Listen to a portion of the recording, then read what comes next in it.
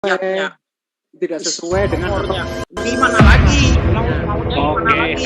Anda jelas, hadis Pak. yang oke. Aduh, hai ngerotes. Oke, hadis. Nah, ini kau ini sakit kepala, Pak. Iya, tentang apa hadis Ya. itu? Ayo, jawab dulu tentang apa hadis itu segar-segar. Tuh, Ini Pak, saya mau ngomong Pak. Tentang apa hadis itu segar-segar? Kami bisa jawab itu. Tentang apa? Itu kan tentang kepribadian apalah. Iya, kepribadian makanya apa? tanya Ger, Emang kepribadian ganda. Ini sifat Allah SWT Allah. Allah apa? Allah nggak ada Allah di dalam Islam. Udah salah itu, salah bukan itu. Udah nggak apa-apa. Yaudah, tinggal buka aja. Ayo, hadis berapa, nomor berapa? Udah, sekarang gini, biar Jasi Oji jawab. Oke, buka lu ngomong hadis tentang apa tadi? Nomor Kenapa berapa? di-mute? Kenapa di-mute? Halo. Rusak. Jawab. Kenapa Apa? di-mute? Kau nih kadang-kadang rese lu. Ayo, hadis nomor berapa? Assalamualaikum. Waalaikumsalam warahmatullahi wabarakatuh. Waalaikumsalam, Aku yang Bang Zuma. rese, kenapa rupanya kau? Boleh waktu sedikit. Silakan Bang Silakan Zuma. Burunda. Begini, Silakan Bang Zuma. saya mendengarkan sahabat-sahabat ya. Alangkah baiknya kalau ada dari perwakilan Kristen berapa orang, kemudian dari Islam berapa orang, ada moderator gitu. Kasih waktu ngomong 5 menit, habis itu Muslim lagi, habis itu Kristen lagi. Biar kita tahu poin apa yang ingin disampaikan ini. Hadits apa gitu loh, mau bahas apa gitu. Karena disaksikan banyak orang, kita biar tahu. Misalnya nih ada tema, ini kan kita baru-baru memperingati kemerdekaan Republik Indonesia. Sumbangsi Islam yang nyata terhadap negara ini itu apa?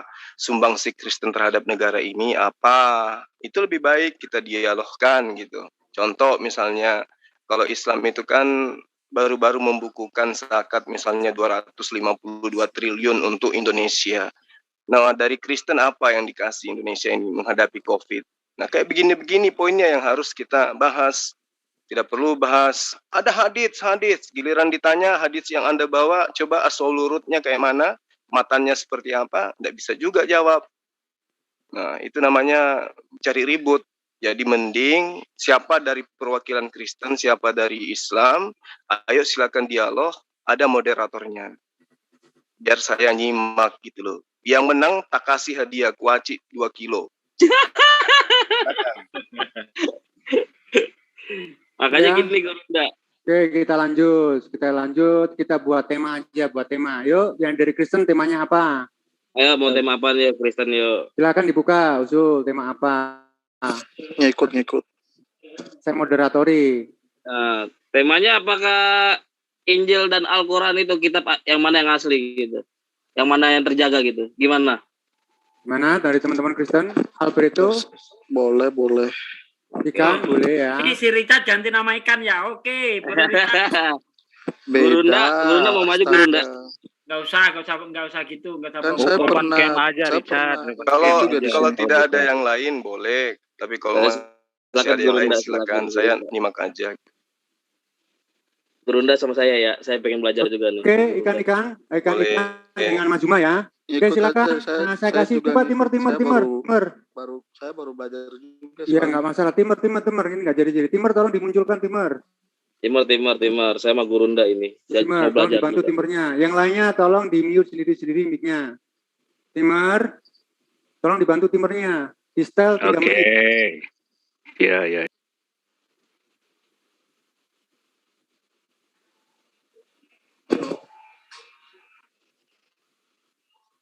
Maaf ya kalau saya kurang pengetahuan soalnya. Oh, nggak apa-apa. Dunia. Saling belajar di sini, saling belajar. Oke. 3 menit ke depan. Silakan Mas Juma untuk opening statement. Silakan Gurunda duluan. Open statement. Baik, bismillahirrahmanirrahim. Assalamualaikum warahmatullahi wabarakatuh. Alhamdulillah, puji syukur kita panjatkan kehadirat Allah Subhanahu wa taala. Salam juga taslim kepada junjungan kita Rasulullah Muhammad sallallahu alaihi wasallam. Semangat malam buat teman-teman Kristen ya. Jadi berbicara mengenai tema kita pada malam hari ini, tentu kita bermuarah kepada dua sumber. Al-Quran sumbernya adalah Rasulullah Muhammad SAW, dan kitabnya orang Kristen wajib hukumnya bersumber dari Yesus. Terkait daripada keabsahan dua kitab yang disucikan oleh umat masing-masing, itu harus kita buktikan. Apakah betul bersumber dari objek yang dianggap sebagai juru selamat, atau justru bersumber dari orang lain. Nah, terlepas daripada orang Kristen percaya Al-Quran itu kitab suci, atau orang Islam percaya gospel itu kitab suci, itu bukan menjadi persoalan.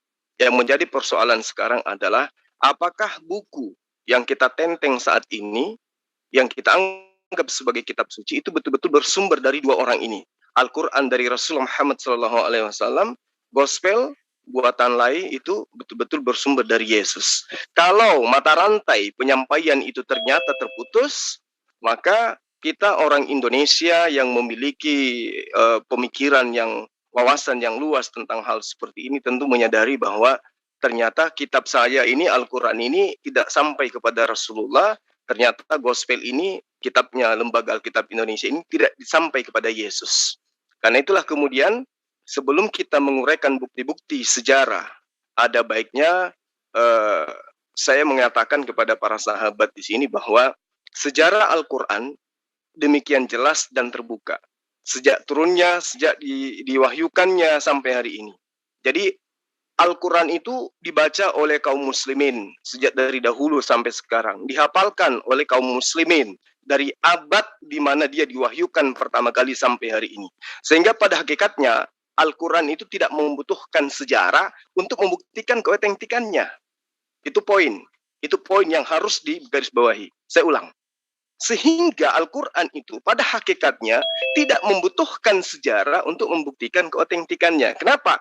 Karena dia dihafalkan oleh orang yang bersama, duduk, baring, tidur, berjuang, makan dengan Rasulullah Muhammad SAW sebagai sumber Al-Quran. Jadi dia tidak butuh sejarah. Kenapa? Perjalanan proses kehidupan manusia itu tidak pernah berhenti dari sejak zaman Al-Quran itu diwahyukan. Artinya apa? Ketika Al-Quran itu diragukan kebenarannya, kebenaran yang dimaksud di sini tentang betul-betul bersumber dari Rasulullah Muhammad SAW, lewat ya? Sudah. Oke, baik. Silakan dilanjut yang lain. Ayo silakan untuk dari pihak Kristen itu butuh open statement-nya, silakan. Ikan, siapa yang ingin dari pihak Kristen mewakilkan? Ayo ikan. Ya. Silakan. Jadi pemikiran saya itu mungkin bertentangan ya, kalau dari teman-teman itunya tidak memerlukan sejarah. Malahan kalau dari saya itu Injil atau firman Tuhan itu hidup di dalam sejarah. Jadi harus dituliskan sejarahnya. Lalu di dalam sejarah itu Tuhan hadir di situ memberikan firman. Nah, sama dengan zaman Yesus ada di dunia ya. Itu juga memerlukan sejarah. Contohnya kita bisa melacak ya. Ternyata Yesus hidup di zaman ini seperti ini. Itu semua tercatat kan, di luar Injil juga kan dicatat ya. Nah, jadi menurut saya itu memang Alkitab itu bukan ayat bukan dikhususkan untuk penghafal, bukan. Tapi itu sebagai refleksi untuk bahwa Kristus benar-benar hadir di dunia itu lewat sejarah. Seperti itu kira-kira. Oke, waktu masih ada dari pihak Kristen. Ada lagi yang ingin menambahkan pihak Kristen? Apa yang mau ditambahkannya? Mungkin ada yang lain yang mau ditambahkan? Dari pihak Kristen silakan, itu boleh, itu 1 lawan 2 boleh. Untuk kita kan pakai timer ini, silakan digunakan waktu speak-back-nya. Ada lagi pihak Kristen atau sudah cukup? Kalau saya sih cukup ya, soalnya belum bisa kembangkan kerangka berpikir saya, belum bisa. Oke, terima kasih ya Bang. Suruh ngomong tuh seger-seger. Paham nggak dengan Kristen dia? Silakan, seger-seger. Interupsi sebentar ini Bang. Ya Bang Fei, silakan. Bentar lagi kan Ustadz Umar mau masuk nih, gimana nih aturannya? Mas Baik, Oh, iya. gimana, Pak? Ngikut aja, saya ngikut aja, ditunda juga nggak apa-apa, ngikut aja saya. Pindahkan room. Nggak apa-apa, kalau semuanya mau ikut ini dulu nggak apa-apa, ikut aja saya. Oke, jangan ganggu, ini sudah mulai terbentuk. Untuk Mas Frey silakan dibawa ke ruangan yang sudah kita sediakan. Itu ada sudah itu. Masukkan ke admin juga bisa, ruangan taktikal bisa. Silakan sekarang segera untuk waktu masih tersedia 1 menit 47 menit. Silakan seger-seger. Ikan nggak mau nambahin, kalau nggak mau nambahin udah kita reset waktunya. Iya, saya di situ aja cukup. Oke, dilanjut Mas Juma. 3 menit ke depan. Baik. Tadi di awal saya menyatakan begini, bahwa untuk membuktikan keautentikan Al-Quran itu, tanpa sejarah pun, tanpa uraian sejarah pun, Al-Quran itu sudah pasti bisa dinyatakan sebagai sebuah kitab yang berasal dari Rasulullah Muhammad SAW. Bukan berarti Al-Quran itu tidak bisa dibuktikan menurut sejarah. Justru Al-Quran itu sejarahnya sangat valid. Ya, Al-Quranul Karim turun dalam masa 22 tahun. Nah, ini yang perlu dipahami. Jadi ada beberapa faktor yang kemudian menjadi cakupan daripada kebenaran sejarah-sejarah Al-Quran itu sendiri. Bagaimana kemudian Rasulullah menyampaikan sebuah ayat, lalu kemudian didengarkan dan dihafalkan dan dituliskan oleh sahabat yang hidup bersama dengan dia, artinya bahwa antara penyampai, antara sumber Al-Quran, ayat-ayat Al-Quran kepada umatnya, umat Islam, itu sangat jelas keautentikannya, tidak bisa diragukan itu. Antara penyampai dan pendengar, penulisnya, penghafalnya itu sesaman dan mereka hidup berdampingan antara satu dengan yang lain, saling sapa menyapa, saling menyebutkan dan saling menyaksikan. Gitu.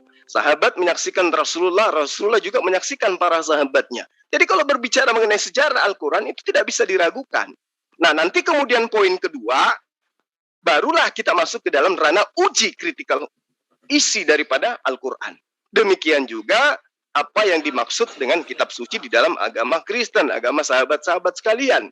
Bagaimana kemudian kalau di dalam Al-Quran, Al-Quran ini diwahyukan oleh Allah, kemudian Rasulullah Muhammad SAW melakukan dialog dengan orang-orang yang ada pada zamannya. Jadi peristiwa-peristiwa yang terjadi secara alami di masa kehidupan Rasulullah itu kemudian diiringi oleh wahyu, diutarakan oleh wahyu, lalu kemudian Rasulullah Muhammad SAW sampaikan kepada sahabatnya, wahyu ini kemudian dijabarkan melalui sunnah yang kami sebut dengan hadits. Jadi Al-Quran yang diterima oleh Rasulullah, disampaikan oleh Rasulullah, kemudian Rasulullah kembali menguraikan. Nah, penguraiannya Rasulullah inilah kemudian yang disebut dengan hadits. Ini tolong dipahami dengan baik. Nah, bagaimana dengan gospel?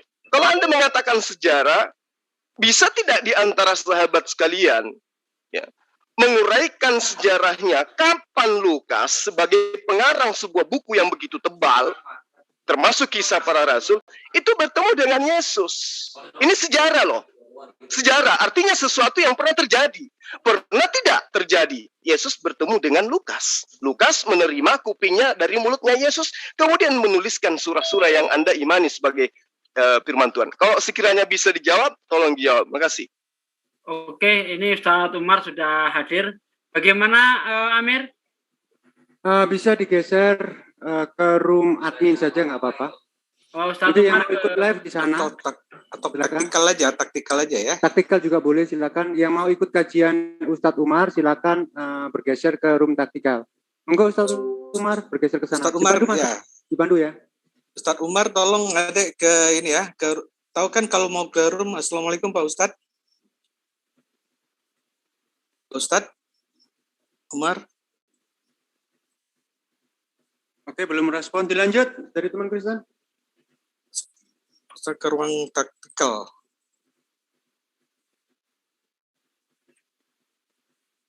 belum apa beliau? Belum connect audionya. Oh iya. Tes. Jadi mau lanjut apa ada kira-kira kegiatan yang lain, Mas?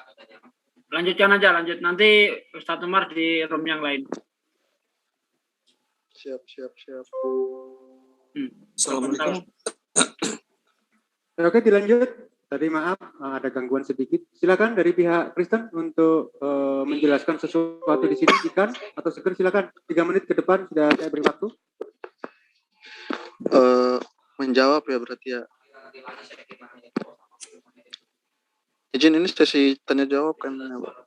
Ya apapun itulah. Tadi Mas Juma mengatakan sesuatu. Ya, Oh ya, siap. apakah ada yang kamu mengenai bantah atau kamu Lukas. luruskan atau bagaimana, silakan. Lukas langsung mendengar lewat kupingnya mengenai Yesus tuh kayaknya tidak deh. Lukas itu kan Suaranya dibetulin, Bro. tes. Ya. Astaga. Sudah jelas kah? Coba dites. Kurang makan ikan ini. Jangan ada yang komentar aneh-aneh ya. Silakan. Tes. Kalau ikan ini data dan tidak siap semua, silakan lemparkan handuk putih gitu loh. Atau dilemparkan dengan yang lain. Kalau kamu nggak bisa mengkontra apa yang dikatakan Zulkifli M. Abbas. Yang mau jawab juga nggak masalah sih, Mas. Ya silakan langsung aja. Oke, saya coba jawab ya. Jadi Lukas itu bukan salah satu dalam lingkaran 12 murid ya. 12 murid Yesus. Jadi dia tidak langsung mendengar setiap hari atau melihat setiap hari apa yang dikerjakan Yesus. Jadi dia menerima itu dari para rasul, kira-kira seperti itu.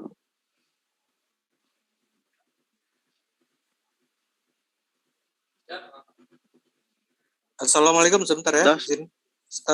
Ustadz Umar ke ruang taktikal ya, Pak Ustadz, bisa nggak? Assalamualaikum, Pak Ustadz. Boleh. Saya mencet yang mana nih?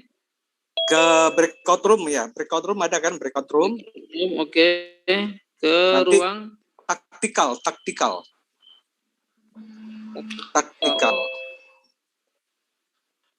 Ya, di bawah sekali nomor 2. Oke, lanjut join ya, Pak Ustadz. Ya.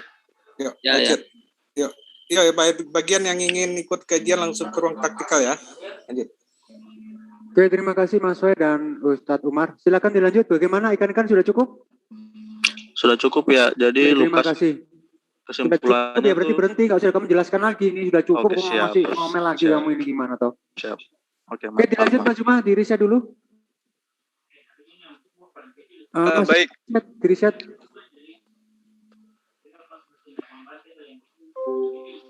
Mas Yan? Waduh, Mas Yan menjauh dari perangkat ini. Oke, Mas Juma, langsung aja. Terima kasih, Bang. Jadi gini, kawan. Kita ini adalah orang yang hidup jauh ya dari zaman orang yang kita anggap sebagai penghulu atau orang yang menurut kita itu adalah suci atau juru selamat. Kami umat Islam itu mata rantai pengajarannya itu alhamdulillah saya bisa buktikan bahwa pengajaran yang datang dari Rasulullah Muhammad SAW itu masih otentik sampai hari ini. Nah, kemudian ketika saudara telah mengakui bahwa Lukas itu tidak mendengarkan dan tidak pernah bertemu dengan Yesus, maka saatnya Anda kemudian berpikir bahwa bagaimana kemudian Anda bisa mengakui bahwa buku atau catatan Lukas itu adalah sebuah kebenaran, sementara sumbernya itu ternyata diragukan karena tidak pernah bertemu dengan narasumber itu sendiri. Kalau saya melihat di dalam tulisan daripada orang yang kemudian tulisannya disebut Yohanes, itu dikatakan bahwa segala firman yang engkau berikan telah aku sampaikan kepada mereka. Nah, kalau kita melihat dari sisi ilmu hadis, kata mereka ini harus diurai. Siapa mereka ini? Kalau mereka ini adalah si A, apa status si A di hadapan narasumber? Statusnya B.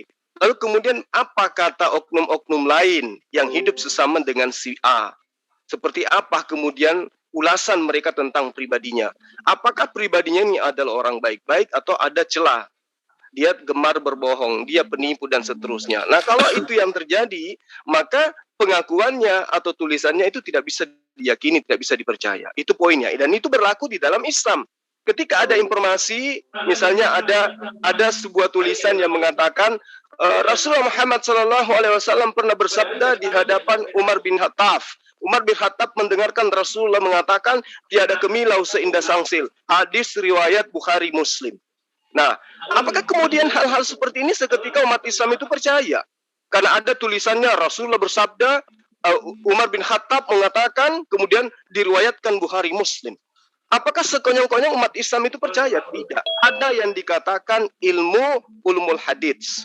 Bagaimana kemudian hadits ini bisa diakui titik kebenarannya betul-betul pernah diungkapkan oleh Rasulullah. Benar-benar pernah diucapkan bahwa tiada kemilau seindah sangsil itu adalah sumber permulaan dari pernyataan itu ada mulutnya Rasulullah Muhammad SAW. Jadi kita tidak percaya begitu saja. Nah, kembali kepada tema tentang sejarah.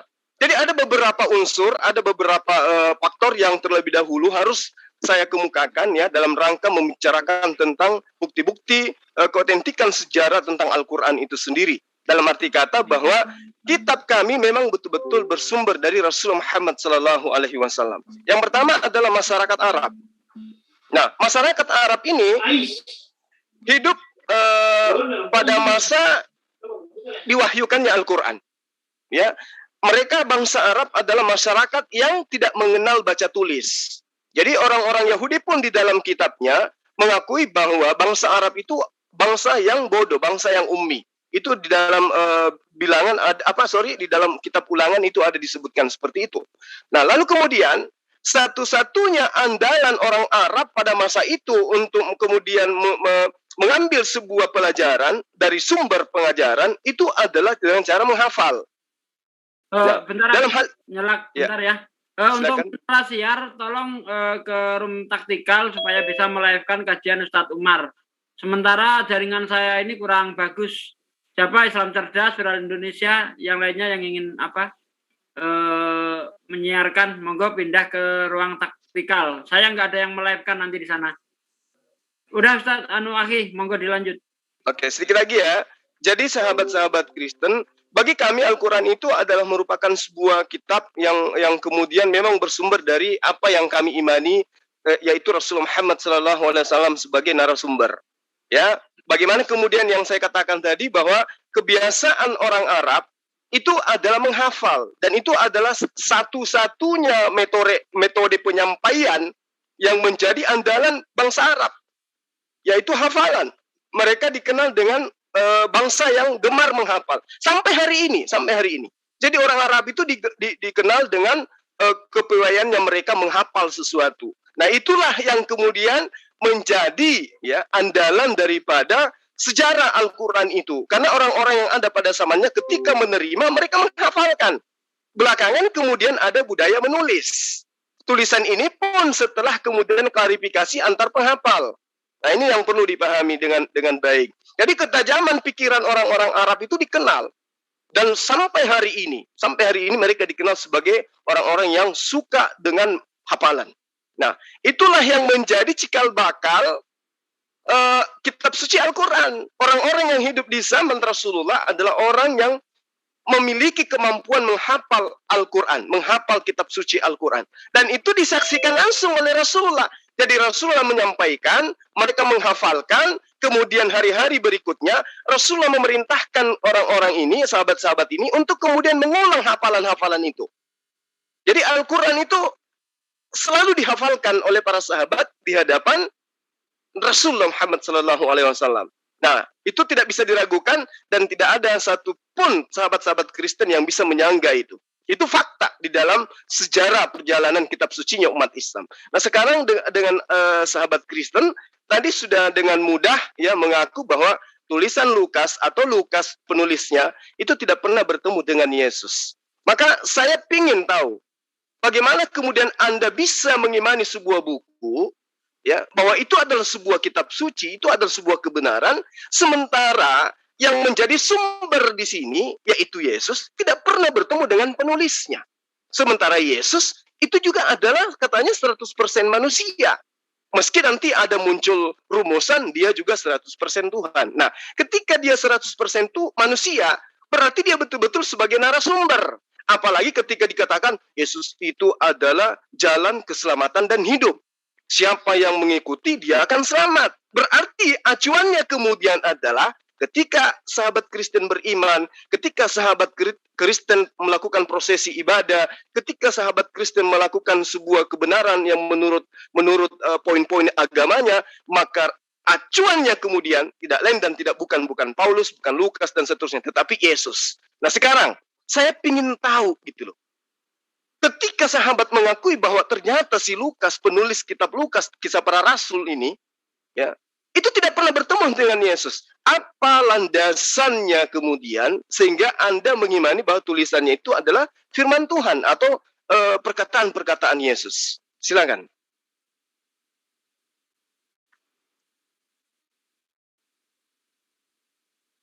Baik, terima kasih Mas Juma. Silakan buat teman-teman Kristen yang mau mengcounter ataupun menjawab, silakan. Waktu saya persilakan. Oh iya. Seger. Iya, Ya, siap. Jadi Lukas itu bukan berada di dalam lingkaran 12 murid ya, tapi dia berada di lingkaran 70. Jadi selain ada 12 itu ada 70 murid juga begitu. Jadi tidak masuk. Jadi ketika Yesus memilih itu kan ada banyak, waktu Yesus memilih 12 murid kan ada banyak orang itu. Nah yang dipilih itu 12, tapi yang selain yang tidak dipilih itu menjadi pengikut juga, tapi tidak setiap hari atau tidak setiap Yesus bekerja mereka mengikuti, begitu kira-kira. Lalu Lukas itu dia itu menulis Injil juga berdasarkan kesaksian para rasul-rasul itu yang 12 murid itu yang atau di ring satu lah istilahnya begitu. Kira-kira seperti itu ya. Jadi Lukas tidak menulis menulis dengan pikirannya sendiri, tapi dia menulis berdasarkan kesaksian para rasul. Kira-kira seperti itu.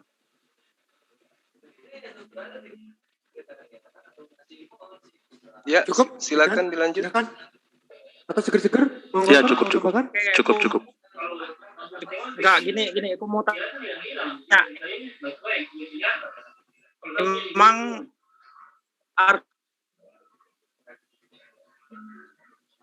kitab Al-Quran itu tanya itu, tolong Juma jawab. Apa sih ini? Enggak. Kalau Al-Quran itu ditulis atau dihafal? Baik, silakan Mas Juma untuk menjawab. Ya. Baik, jadi ini pertanyaan yang sangat-sangat baik ya. Jadi apakah Al-Quran itu dituliskan atau dihafalkan? Nah, sebenarnya kalau sahabat ini sedikit aja menyentuh ajaran Islam, pasti sahabat saya ini tidak akan bertanya tentang hal ini, karena fakta di lapangan kemudian adalah satu, Al-Quran itu berupa tulisan, kedua, Al-Quran itu berupa hafalan. Nah ini tidak bisa diragukan. Kemudian yang ingin saya sampaikan di sini bahwa Al-Quran ketika disampaikan oleh Rasulullah Muhammad SAW itu dihafalkan, lalu kemudian dituliskan. Jadi yang menjadi acuan pertama kali ketika penyampaian ini sampai kepada para sahabat tidak lain dan tidak bukan adalah hafalan. Jadi mereka ketika diperintahkan menulis pun, maka apa yang dituliskan itu juga dihafalkan. Nah, kenapa bisa seperti itu? Karena memang Allah yang telah menjamin kitab suci Al-Quran itu tentang keabsahannya.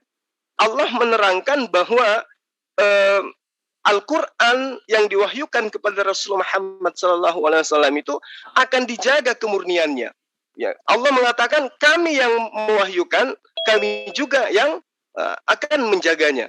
Ya, nazzala 'alaikal kitaba bil haqq musaddiqan lima baina yadayhi wa anzalat taurata dan seterusnya. Jadi Allah ketika mengatakan menurunkan Al-Quran kepadamu dengan sebenarnya, di mana kemudian Allah dulu juga pernah menurunkan kitab sebelum Al-Quran.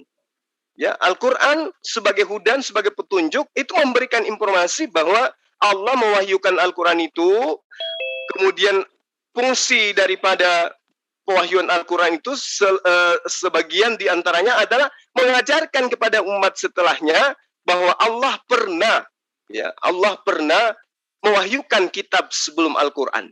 Nah, kemudian ketika Anda bertanya apakah dia dihafalkan? Fakta, ada jutaan manusia menghafalnya. Apakah Al-Quran dituliskan? Fakta, Al-Quran dituliskan. Nah, Allah mengatakan kami yang mewahyukan. Kami juga yang menjaganya. Artinya Allah menjaga Al-Quran itu dengan cara apa? Itu tadi. Dijaga melalui mulut para penghafal. Dijaga melalui tangan para penulis Al-Quran. Nah, tulisan ini berdasarkan hafalan. Bukan hafalan berdasarkan tulisan. Nah, ini yang perlu dipahami. Jadi sekali lagi, hafalan ini adalah menjadi dasar tulisan. Tulisan ini kemudian yang ditulis ini kemudian bersumber dari hafalan. Itu yang menjadi budaya di dalam kitab suci Al-Quran. Nah, kalau saudara tadi mengatakan bahwa Lukas itu berasal dari 70 murid. Itu juga bukan pernyataan yang bisa dijadikan sebagai acuan untuk kemudian mengangkat hal itu sebagai sebuah kebenaran. Kenapa? Yang menginformasikan itu bukan Yesus. Bukan Yesus yang menjadi narasumber yang menerangkan bahwa Lukas, penulis kitab Lukas itu berasal dari muridku yang 70. Berbeda dengan Al-Quran. Semua yang menuliskan Al-Quran pernah diseru oleh Rasulullah. Pernah dipanggil oleh Rasulullah. Untuk menuliskan, untuk menghafalkan. Nah, kitabnya sahabat Kristen, itu Lukas tidak pernah diseru. Kalau dikatakan ke-70, itu perkataan Lukas sendiri. Perkataan daripada di dalam kisah para rasul itu sendiri. Artinya, tulisannya sendiri. Matius, Yohanes, Markus, dan seterusnya tidak pernah menceritakan tentang Lukas.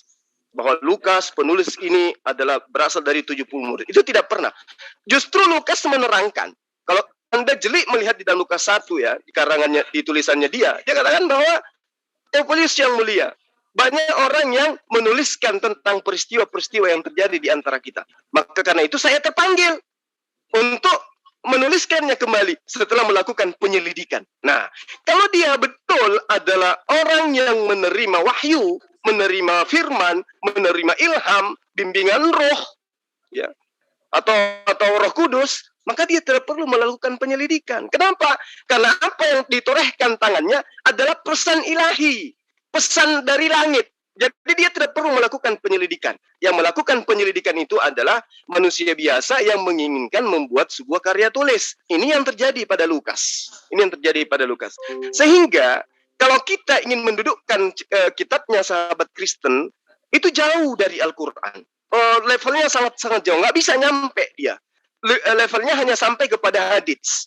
Hadits itu pun ya levelnya tidak sampai kepada hadis sahih. Kenapa? Lukas tidak pernah ketemu dengan Yesus. Sementara yang dikatakan hadis sahih adalah ketika Said berkata bahwa dia seperti ini, Said betul-betul pernah duduk bersama dengan Rasulullah. Dan apa yang dikatakan oleh Said juga dikatakan oleh sahabat-sahabat yang lain. Bahwa Said pernah bertemu dengan Rasulullah dan Rasulullah mengatakan seperti ini kepada Said. Yang sebelah kiri juga mengatakan begitu. Bahwa Said pernah bertemu dengan Rasulullah dan Rasulullah mengatakan kepada Said seperti ini dan begini. Itu baru dikatakan hadits sahih. Tapi kalau dikatakan Urwah dan seterusnya, Urwah kapan bertemu dengan Said? Said kapan bertemu dengan Rasulullah? Membahas tentang yang dikatakan oleh Urwah. Oh, tidak pernah. Coba kita lihat dari matan yang sebelah.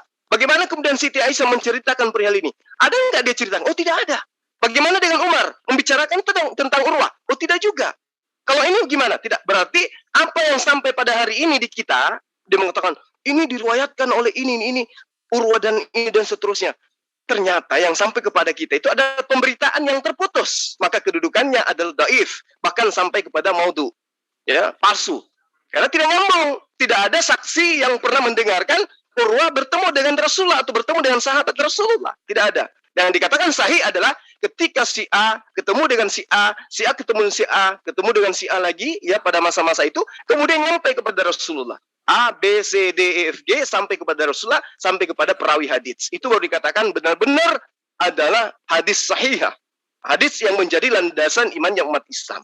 Nah, kalau sahabat mengatakan Lukas, katanya Lukas tidak pernah bertemu dengan Yesus, tapi dia berasal dari 70. Oke. Kalau itu dijadikan sebagai bahan pembelajaran, apa sebagai motivasi untuk menerima tulisannya, maka yang menjadi acuan kita sekarang ini adalah mana tulisan ke-69 murid. Kenapa yang hanya lengket kepada Paulus saja yang diterima?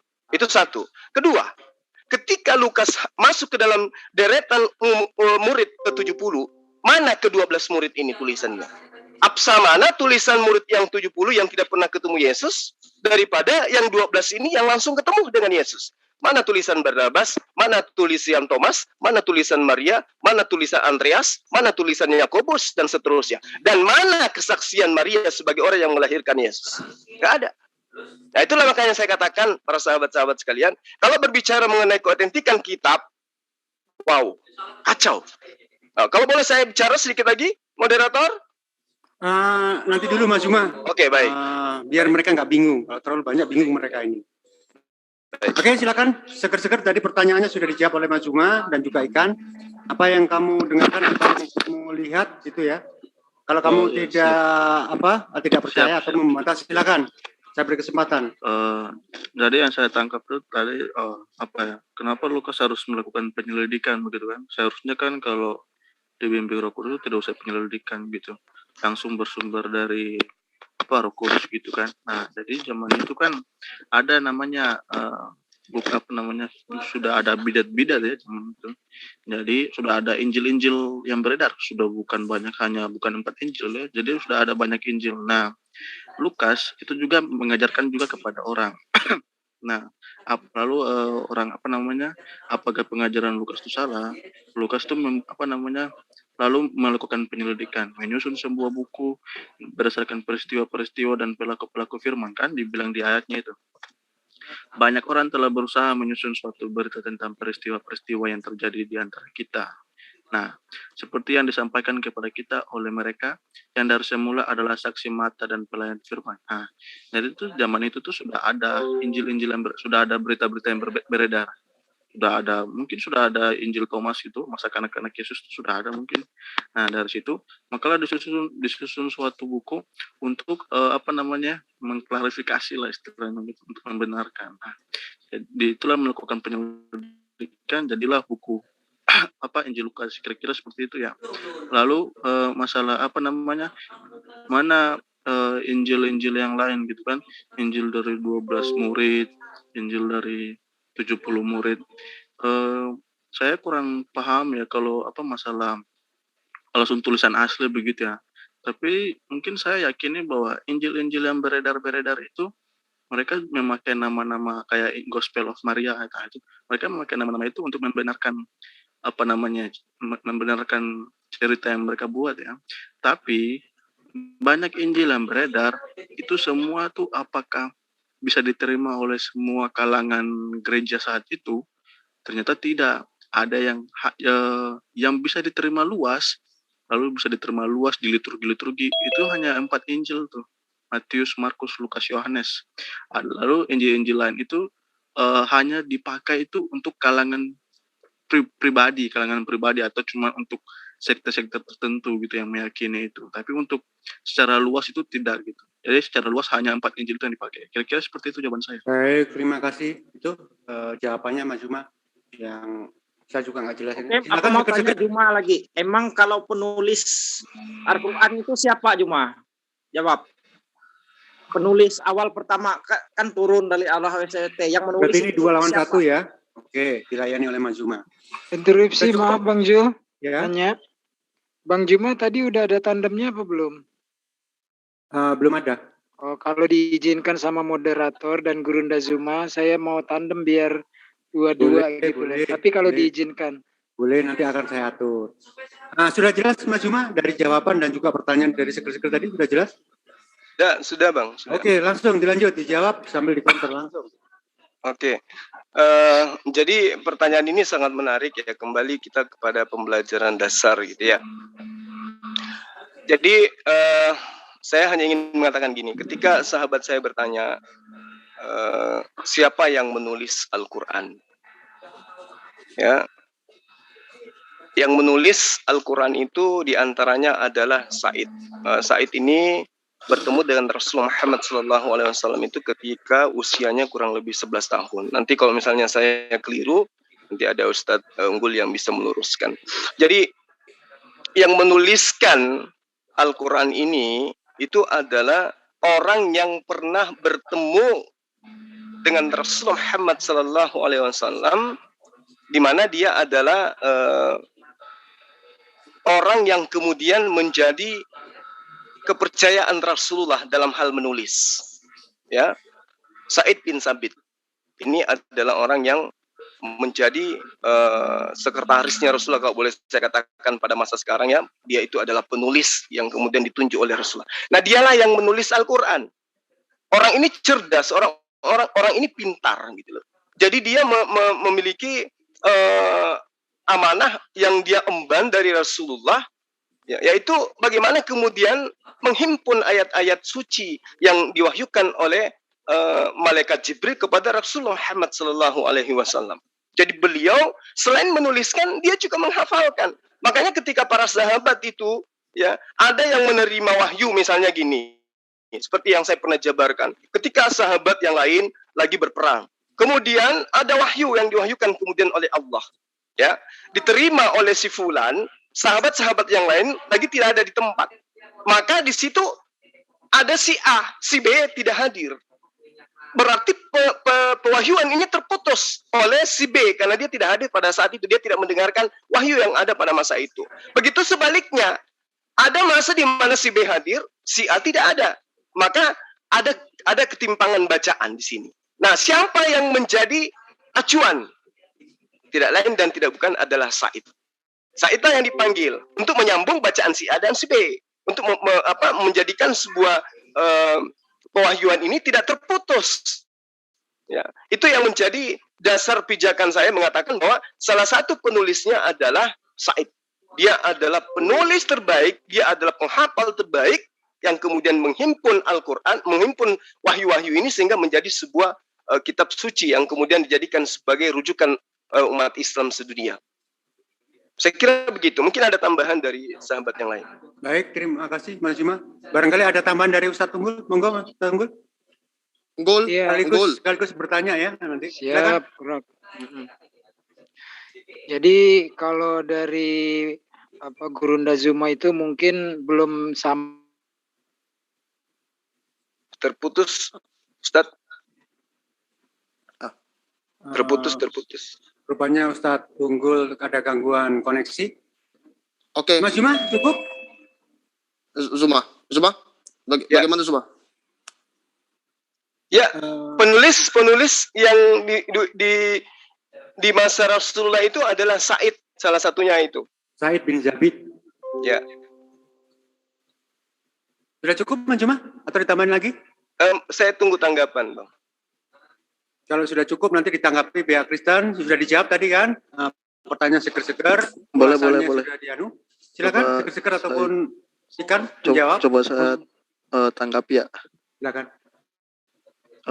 Kalau tidak salah itu zaman Nabi itu ada banyak ya penghafal ya kalau nggak salah ya. Nah, salah satunya kan Ibn Mas'ud ya. Coba mohon klarifikasinya kalau saya salah ya. Lalu dikatakan bahwa keahliannya kan menghafal melebihi daripada orang lain, itu dia penghafal paling bagus. Nah, yang jadi masalahnya itu waktu penyatuan mushaf tuh, mushafnya Ibn Mas'ud tuh kok dibakar begitu ya, padahal dia tuh penghafal yang paling bagus.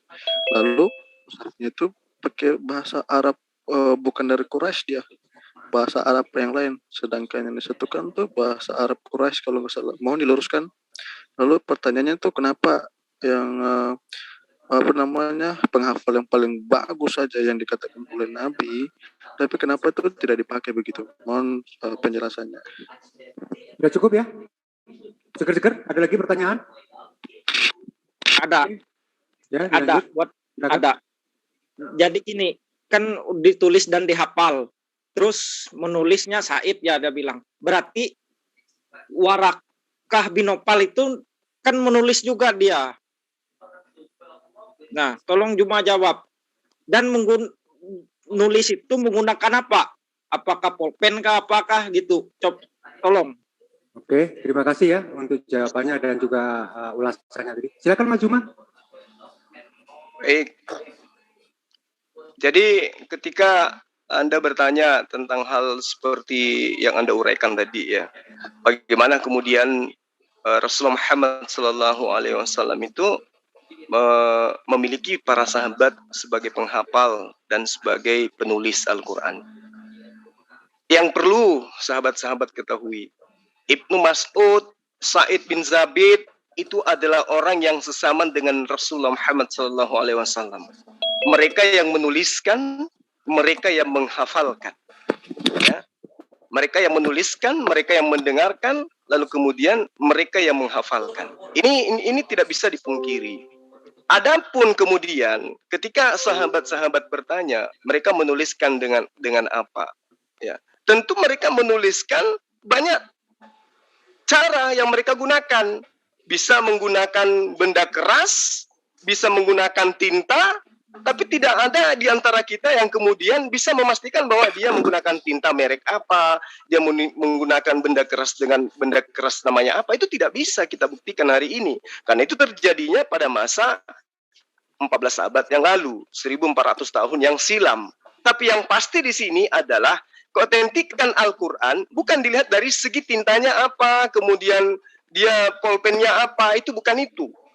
Yang kita jadikan acuan, yang umat Islam jadikan acuan ini adalah orang yang menjadi sumber itu sesama dengan Rasulullah, kemudian hidup dengan Rasulullah, Rasulullah dengan penghafal dan penulisnya saling sapa satu sama lain. Berbanding terbalik dengan kitab Anda. Kitab Anda akui tidak pernah bertemu dengan Yesus. Lalu apa dasarnya Anda imani? Ya imani saja tentunya. Mau benar mau tidak itu bukan masalah. Yang penting diimani saja. Nah, sementara kalau Anda berbicara mengenai kitab suci kami, sampai kepada tinta-tintanya Anda tanyakan. Sampai kepada hal-hal yang paling terkecil pun Anda tanyakan. Sementara Anda tidak mampu membuktikan antara bertemunya si Lukas dengan Yesus aja kagak, apalagi mau menjabarkan tinta apa, kertas apa, merek apa, printernya dan seterusnya. Tapi yang ingin saya katakan di sini poinnya adalah Al-Qur'anul Karim itu dihafalkan. Sahabat-sahabatnya itu hidup bersamanya, lalu kemudian orang-orang yang menghafalkan juga hidup bersamanya, sang penulis juga hidup bersamanya. Mereka saling sapa satu sama lain. Yang satu diperintahkan, yang satu menerima menjalankan perintah. Saya kira begitu. Nah, sekarang kembali ke pertanyaan saya yang tadi. Apa yang menjadi dasar pijakan Anda mempercayai tulisan Lukas sementara dia tidak pernah bertemu dengan Yesus? Silakan. Baik, terima kasih Mas Umar. Silakan seger-seger dijawab. Boleh ya saya jawab ya tadi? Apa yang bertanya tadi seger-seger. Menerima seger-seger tadi yang bertanya kan? Oh, siap. Nah, nanti kamu juga bisa menjelaskan. Seger-seger? Oke, tidak respon itu sepertinya malu-malu kucing. Silakan Ikan untuk menjawab. Ya, tadi pertanyaannya apa pijakan Anda untuk mempercayai Lukas, sedangkan Lukas itu tidak pernah ketemu Yesus ya? Itu kan tadi saya sudah bilang, Lukas itu bersumber dari para Bisa agak perkeras sedikit itu koneksimu, suaramu ini kecil banget. Lukas itu bersumber dari para rasul, sedangkan para rasul yang menyaksikan atau yang bersama-sama dengan Yesus, dan tulisan Lukas tidak ditolak oleh seluruh kalangan jemaat saat itu. Malahan tulisan Injil-Injil yang lain itu yang tidak diterima. Jadi wajar-wajar saja gitu kan. Tadi lalu saya balik ke pertanyaan saya. Tadi pertanyaan saya tuh kayaknya belum terjawab deh. Tadi Ibn Mas'ud kelebihannya adalah penghafal Quran terbaik. Sedangkan saat penyatuan mushaf itu mushafnya Ibn Mas'ud itu ikut dibakar juga, tidak dipakai. Yang dipakai malah mushaf yang berbahasa Arab Quraisy. Kenapa itu bisa terjadi? Sedangkan kelebihan dari Ibn Mas'ud langsung dibilang oleh Nabi itu adalah penghafal terbaik. Berarti dia yang paling tahu Al-Quran gitu kan. Mohon dijawab. Baik, cukup ya. Silakan Mas Juma. Oke.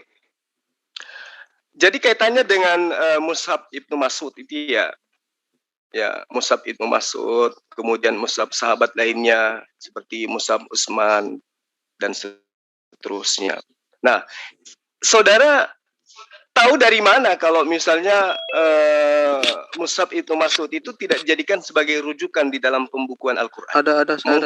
Saya lampirkan jurnalnya nanti ya. Boleh. Jurnal dari kalangan Islam juga gitu.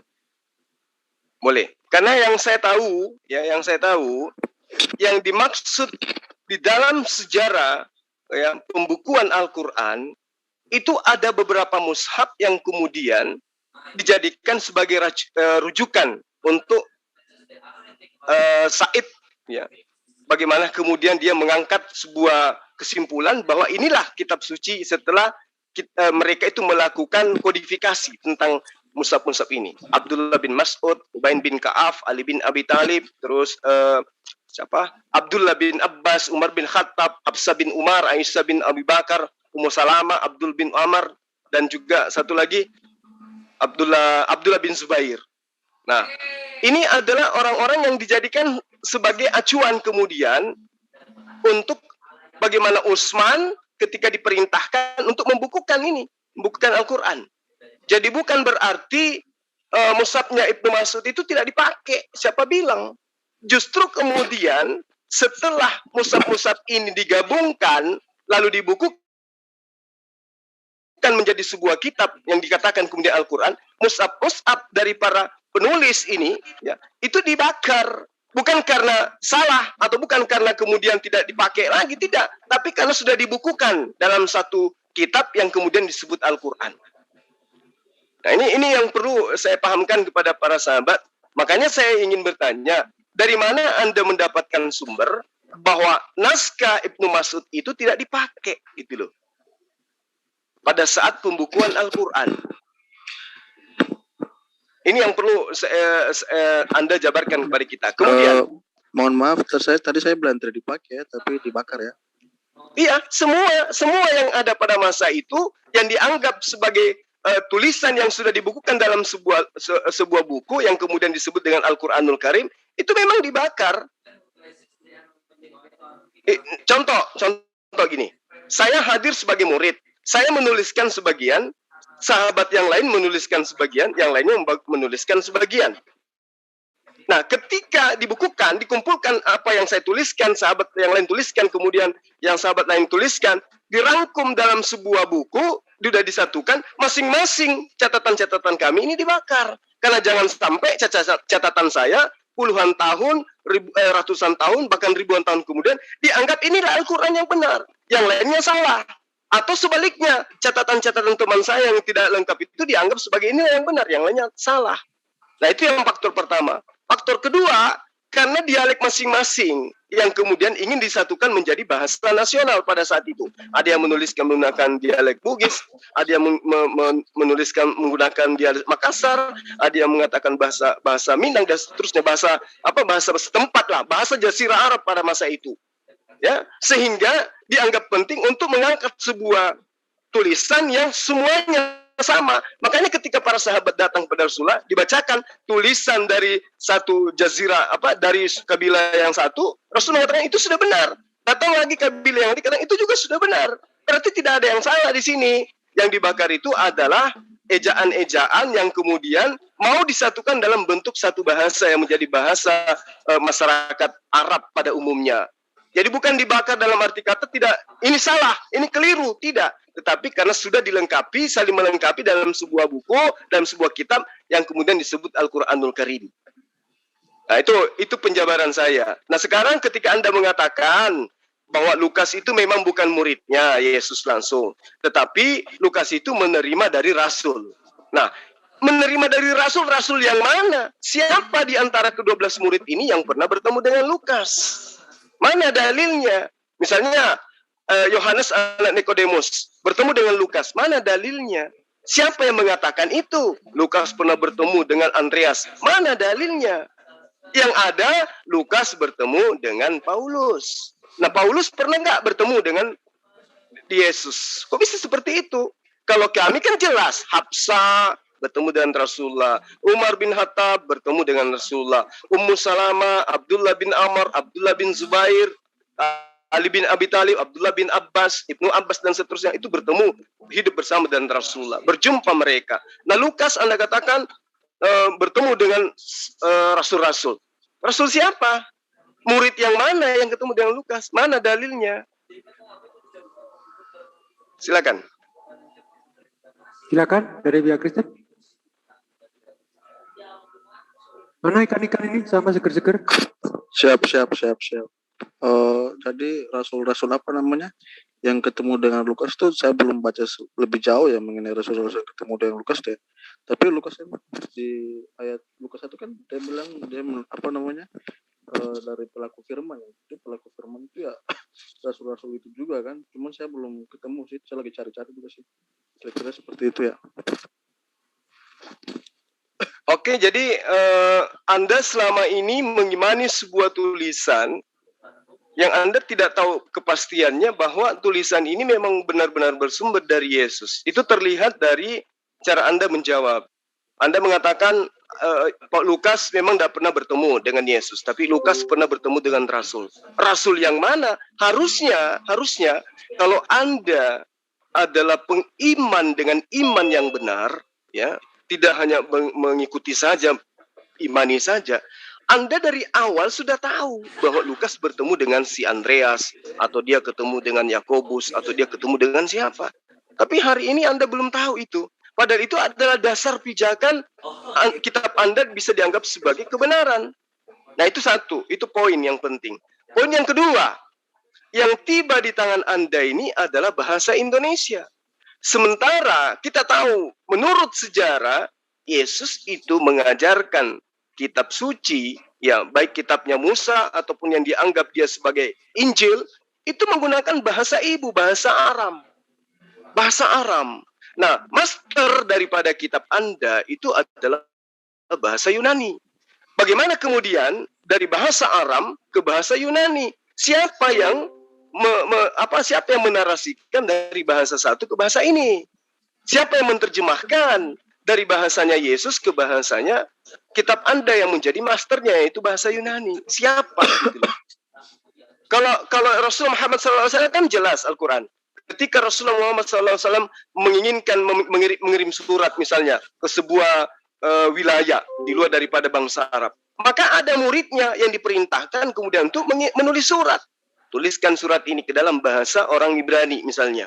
Nah, maka sahabat seperti Said bin Sabit itu menulis surat dalam bahasa Ibrani untuk dikirimkan kepada orang yang dituju.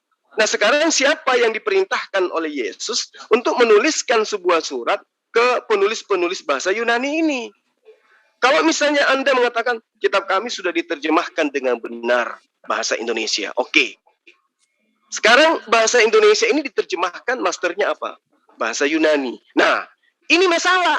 Ketika bahasa Yunani ini ingin dimasukkan ke dalam bahasanya Yesus, bahasa Aramaik. Karena murid-muridnya, karena Yesus sudah pasti ketika dia di dalam sinagog, ya membacakan kitab, membacakan Injil, pasti menggunakan bahasa orang Yahudi. Bahasa Ibrani, minimal bahasa Aramaik. Sementara master kitabnya orang Kristen itu bahasa Yunani.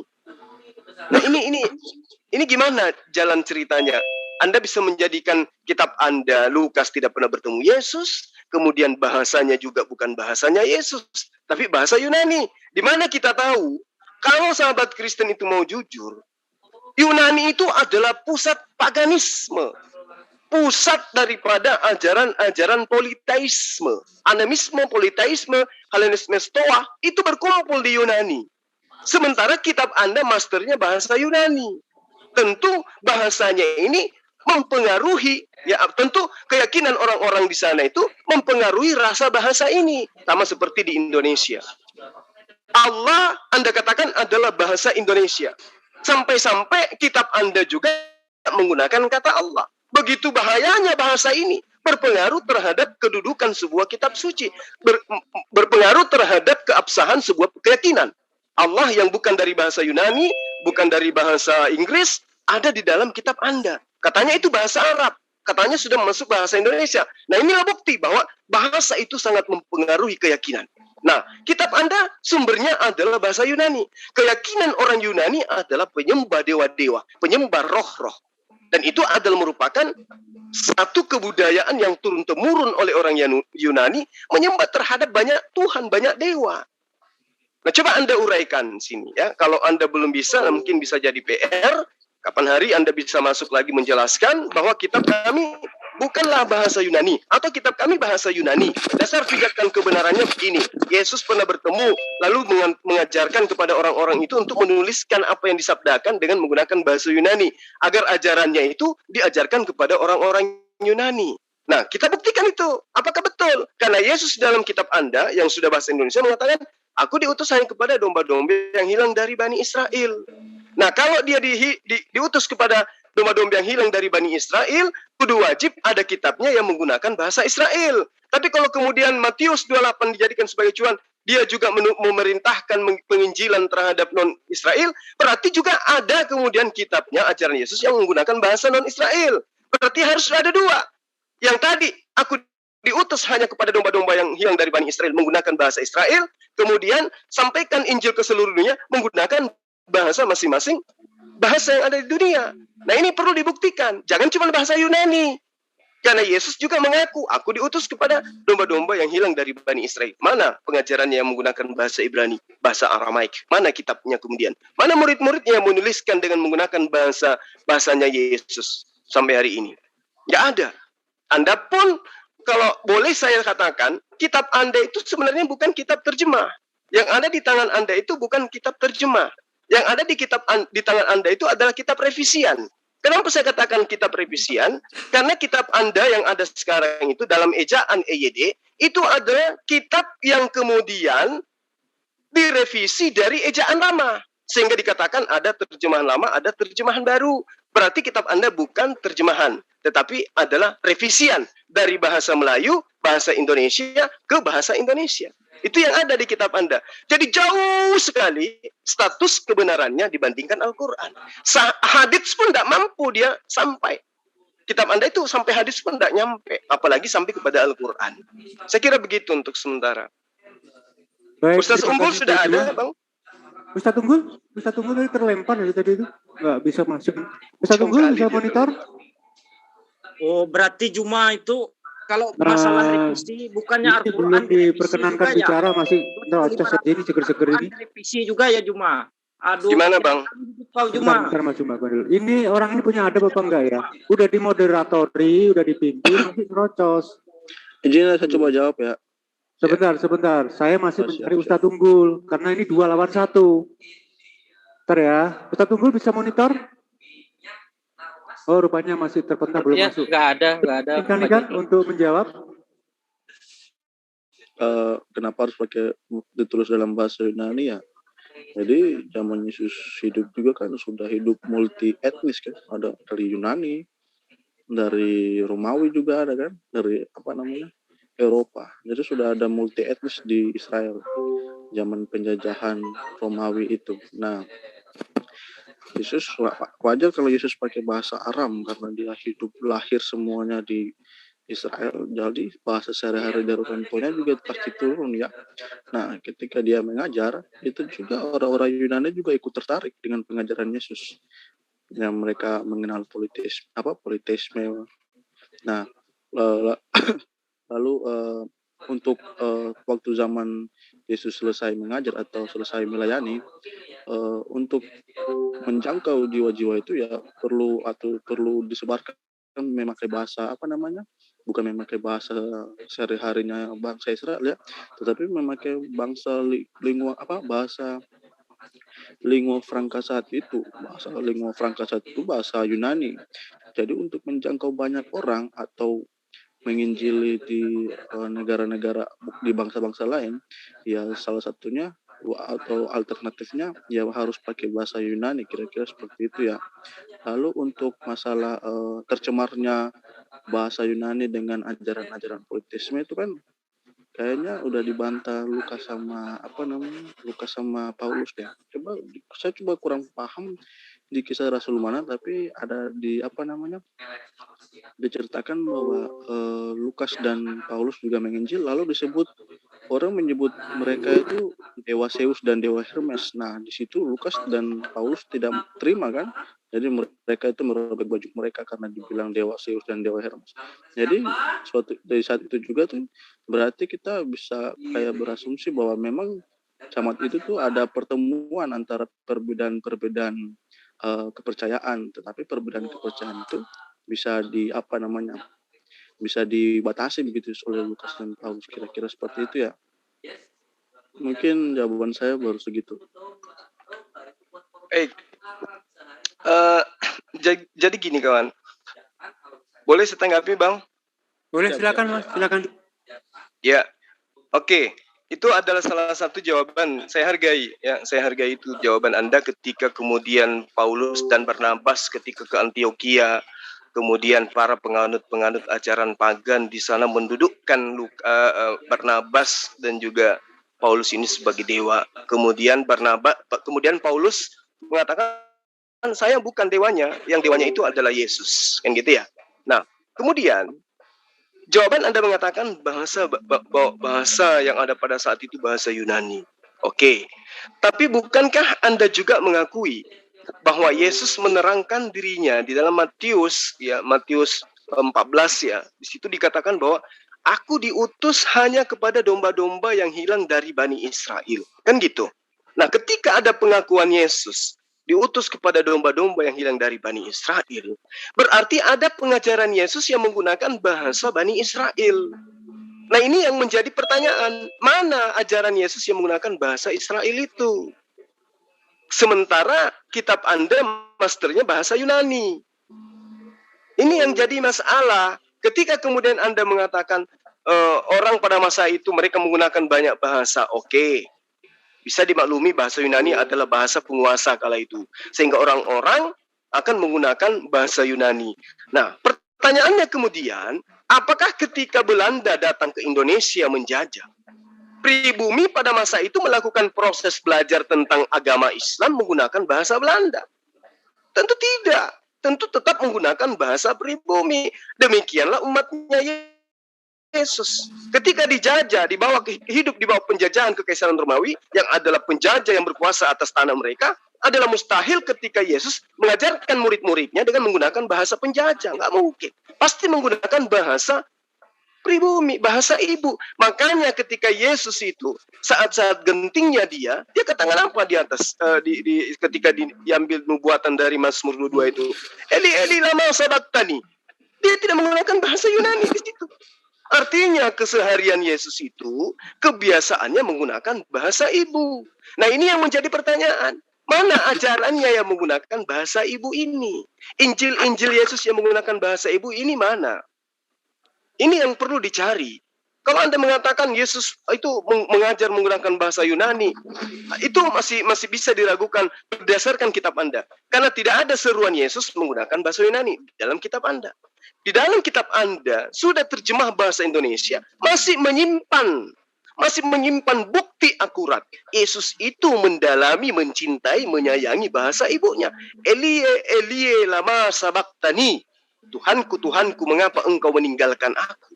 Kemanapun pergi kitab ini, kitabnya orang Kristen, selalu membawa bahasa itu. Artinya bahasa ini adalah bahasa yang sangat dicintai oleh Yesus. Nah, yang jadi pertanyaan kemudian, mana ajaran Yesus yang menggunakan bahasa ibu? Itu penting. Ini bukan saya menghakimi, saya cuma ingin Anda memikirkan bersama dengan saya. Yesus mengajarkan dirinya diutus hanya kepada domba-domba yang hilang dari Bani Israel.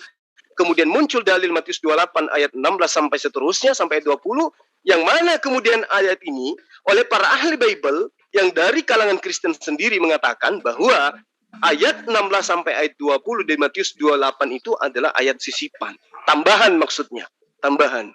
Nah, itu penyakit itu ketika sudah ada pakar Bible yang bertitelkan luar biasa mengatakan bahwa ayat itu adalah ayat sisipan.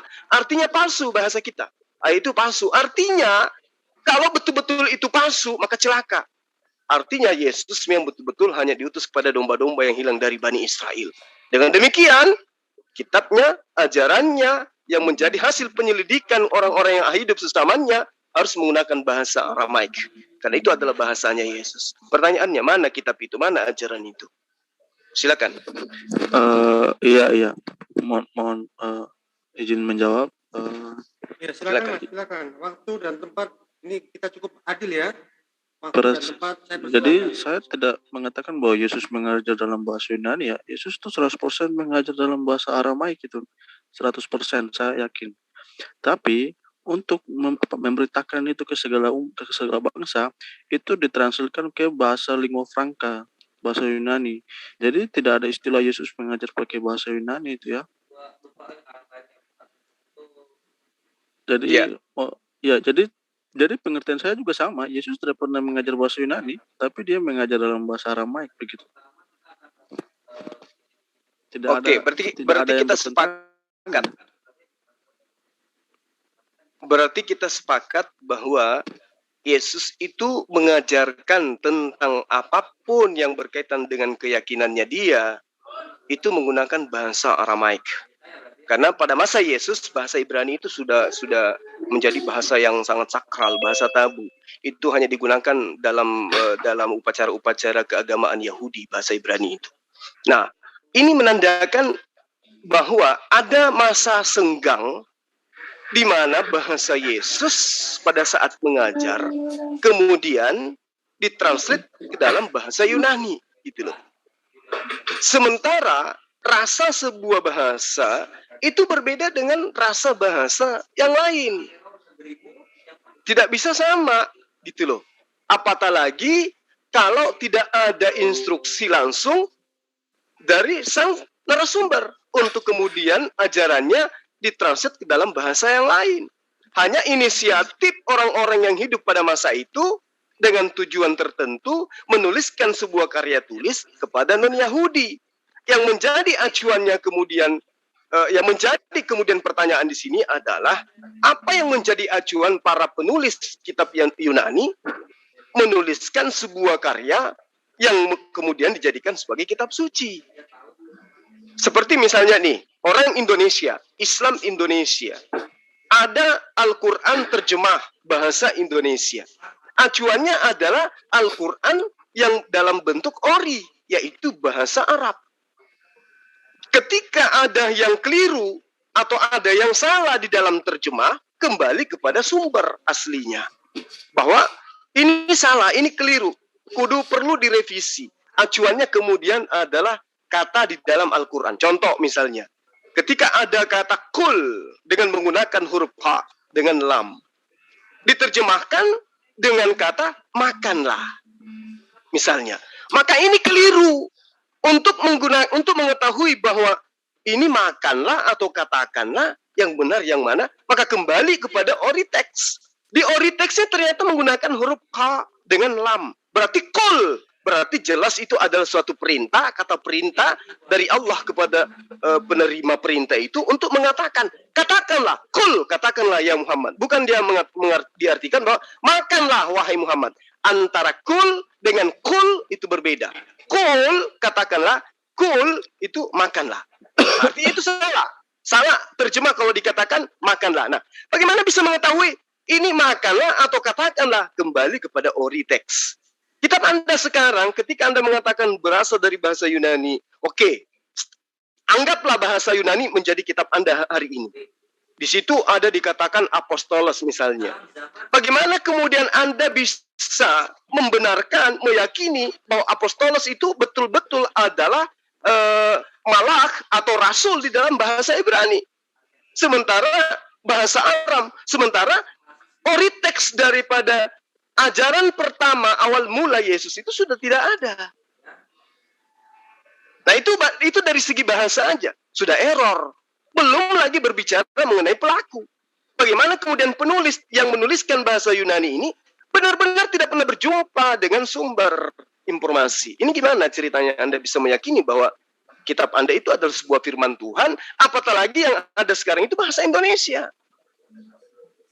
Coba Anda lihat bagaimana kemudian terjemahan lama, terjemahan baru. Amburadul kali. Kacau sekali. Mohon maaf, ini fakta. Kacau sekali. Antara terjemahan lama dan terjemahan baru itu kacau sekali. Babi hutan, babi. Itu salah satu. Nah, bagaimana kemudian Anda bisa mengetahui yang benar itu ini loh. Ini sumbernya. Ini loh yang benar. Ini ori teksnya seperti ini. Babi hutan ini bro. Makanya orang Kristen jarang kerasukan oleh makan babi hutan. Maaf ya, seger-seger kamu kan sebagai seorang Kristen kan. Jadilah seorang Kristen yang baik. Jadi waktu sudah kami berikan. Tetapi kamu itu nyerocos, menyela sahabat kita yang sedang menjelaskan. Kamu di sini nih mencari apa? Jadi satu kali lagi jaga adabmu sebagai seorang Kristen yang baik. Pegang itu ajaran yang baik, Yesus. Silakan Mas Zuma, kalau sudah selesai dilemparkan ke pihak teman Kristen. Silakan. Jadi gini, abang yang tadi ya, mohon maaf ya. Anda mewakili agama Kristen. Anda diselamatkan bukan karena Anda Kristen, itu pasti. Anda akan diselamatkan karena Anda mengikuti kebenaran. Begitupun kami Islam. Maka yang menjadi acuan kita itu adalah kebenaran. Jangan mempertahankan ego hanya karena kita itu terlahir dari Islam. Anda terlahir dari Kristen. Pertahankan kebenaran, jangan ego. Hari ini saya meninggalkan Islam kalau misalnya saya menemukan kesalahan di dalamnya. Kan gitu ya. Nah, dari segi kitab suci saja kawan, kita adu. Nah, ini kita sudah keteteran. Saya berusaha untuk membantu Anda memikirkan sebenarnya seperti apa kondisinya gitu loh. Kan ada pengakuan. Lukas tidak pernah bertemu dengan Yesus. Lukas bertemu konon sama Rasul. Rasul yang mana? Gak bisa dijawab. Kan gitu. Sementara sahabat Kristen kan mengakui Yesuslah jalan, Yesuslah keselamatan dan hidup katanya. Tapi pada faktanya Yesus disembah berdasarkan ajaran di luar daripada Yesus. Anda tuhankan dia, Anda setarakan dengan Tuhannya Yesus, dengan Yesus. Sementara Yesus ketika datang kepada Bani Israel tidak pernah mengajarkan itu. Dia mengajarkan kepada Bani Israel menyembah kepada esensi yang mengutus dia. Dia hanya sebagai utusan. Nah ini sebenarnya bukan kita menghakimi ya, tapi cobalah Anda bantah kita dengan data gitu ya. Seperti saya membantah Anda dengan berusaha menghadirkan data. Jadi Islam berbicara mengenai Kristen harus berdasarkan data. Kristen berbicara mengenai Islam harus berdasarkan data. Supaya di sini tidak ada kebencian gitu. Nanti kalau misalnya Anda muncul tiba-tiba nyerocos, kemudian ditanya tentang kitab Anda nggak bisa menjawab kan malu gitu. Jadi beragamalah sesuai dengan kebenaran yang ada. Jangan ego yang dikedepankan. Karena saya yakin Tuhan kita itu sama. Tuhan kita itu sama. Sembahan kita yang berbeda. Tuhan itu cuma satu, kawan. Tidak ada Tuhan selain yang menciptakan alam semesta ini. Dia yang menciptakan Anda, dia juga yang menciptakan saya. Sekarang ada di antara kita yang salah sembah. Entah saya, entah Anda. Ini yang kita cari sekarang. Anda menyembah oknum Yesus berdasarkan kitab Anda. Kami menyembah esensi yang tidak terlihat berdasarkan kitab kami. Sekarang kita uji. Yang mana yang benar kan gitu ya. Jadi tidak ada unsur kebencian. Anda nyerocos karena benci, karena ada yang salah dengan ungkapan saya. Ditanggapin aja, Anda jabarkan. Kami pasti dengarkan. Anda mau mengatakan apa, kami pasti dengarkan. Nah, kalau misalnya butuh bantahan, kami bantah. Butuh diluruskan, kami luruskan. Butuh pengakuan, kami akui. Gitu. Jadi, terkhusus kepada saya orangnya keras dalam berdebat. Tapi ketika Anda sopan, saya pun segan. Ketika Anda membawa data, saya pun manut. Kan gitu ya? Oke, saya lanjut. Jadi kembali kepada yang tadi. Ketika kitab Anda tidak nyampe kepada Yesus, kita harus melihat nih bahwa Yesus itu kan guru. Ya, dia adalah Mesias. Dia adalah nabi. Dia dikatakan sebagai anak Allah menurut pemahaman orang Kristen. Bahkan Allah itu sendiri yang nusul menjadi manusia. Berarti satu-satunya yang pantas menyatakan dirinya sang pencipta, yang pantas menyatakan dirinya adalah sang pencipta yang menjelma inkarnasi menjadi manusia adalah dirinya, bukan oknum lain. Kenapa? Coba, kenapa? Karena di dalam Al-Quran, saya ngambil Al-Quran, dikatakan ketika ditanya oleh Allah, apakah engkau pernah mengatakan, mengajarkan, menyampaikan, menginstruksikan kepada Bani Israel, sembahlah aku dan ibuku selain daripada Allah. Nah, di Al-Quran itu dia mengelak. Dia katakan, Maha suci engkau ya Allah. Aku tidak pernah mengatakan hal itu. Aku tidak mengatakan apa yang bukan hakku untuk aku katakan. Itu pengakuan yang kami katakan Yesus di dalam Al-Quran. Nah, kemudian apa pengakuannya Yesus di dalam kitab Anda? Aku tidak berkata-kata dari diriku sendiri. Apa yang aku katakan adalah apa yang aku diperintahkan oleh Bapa untuk aku katakan dan aku sampaikan.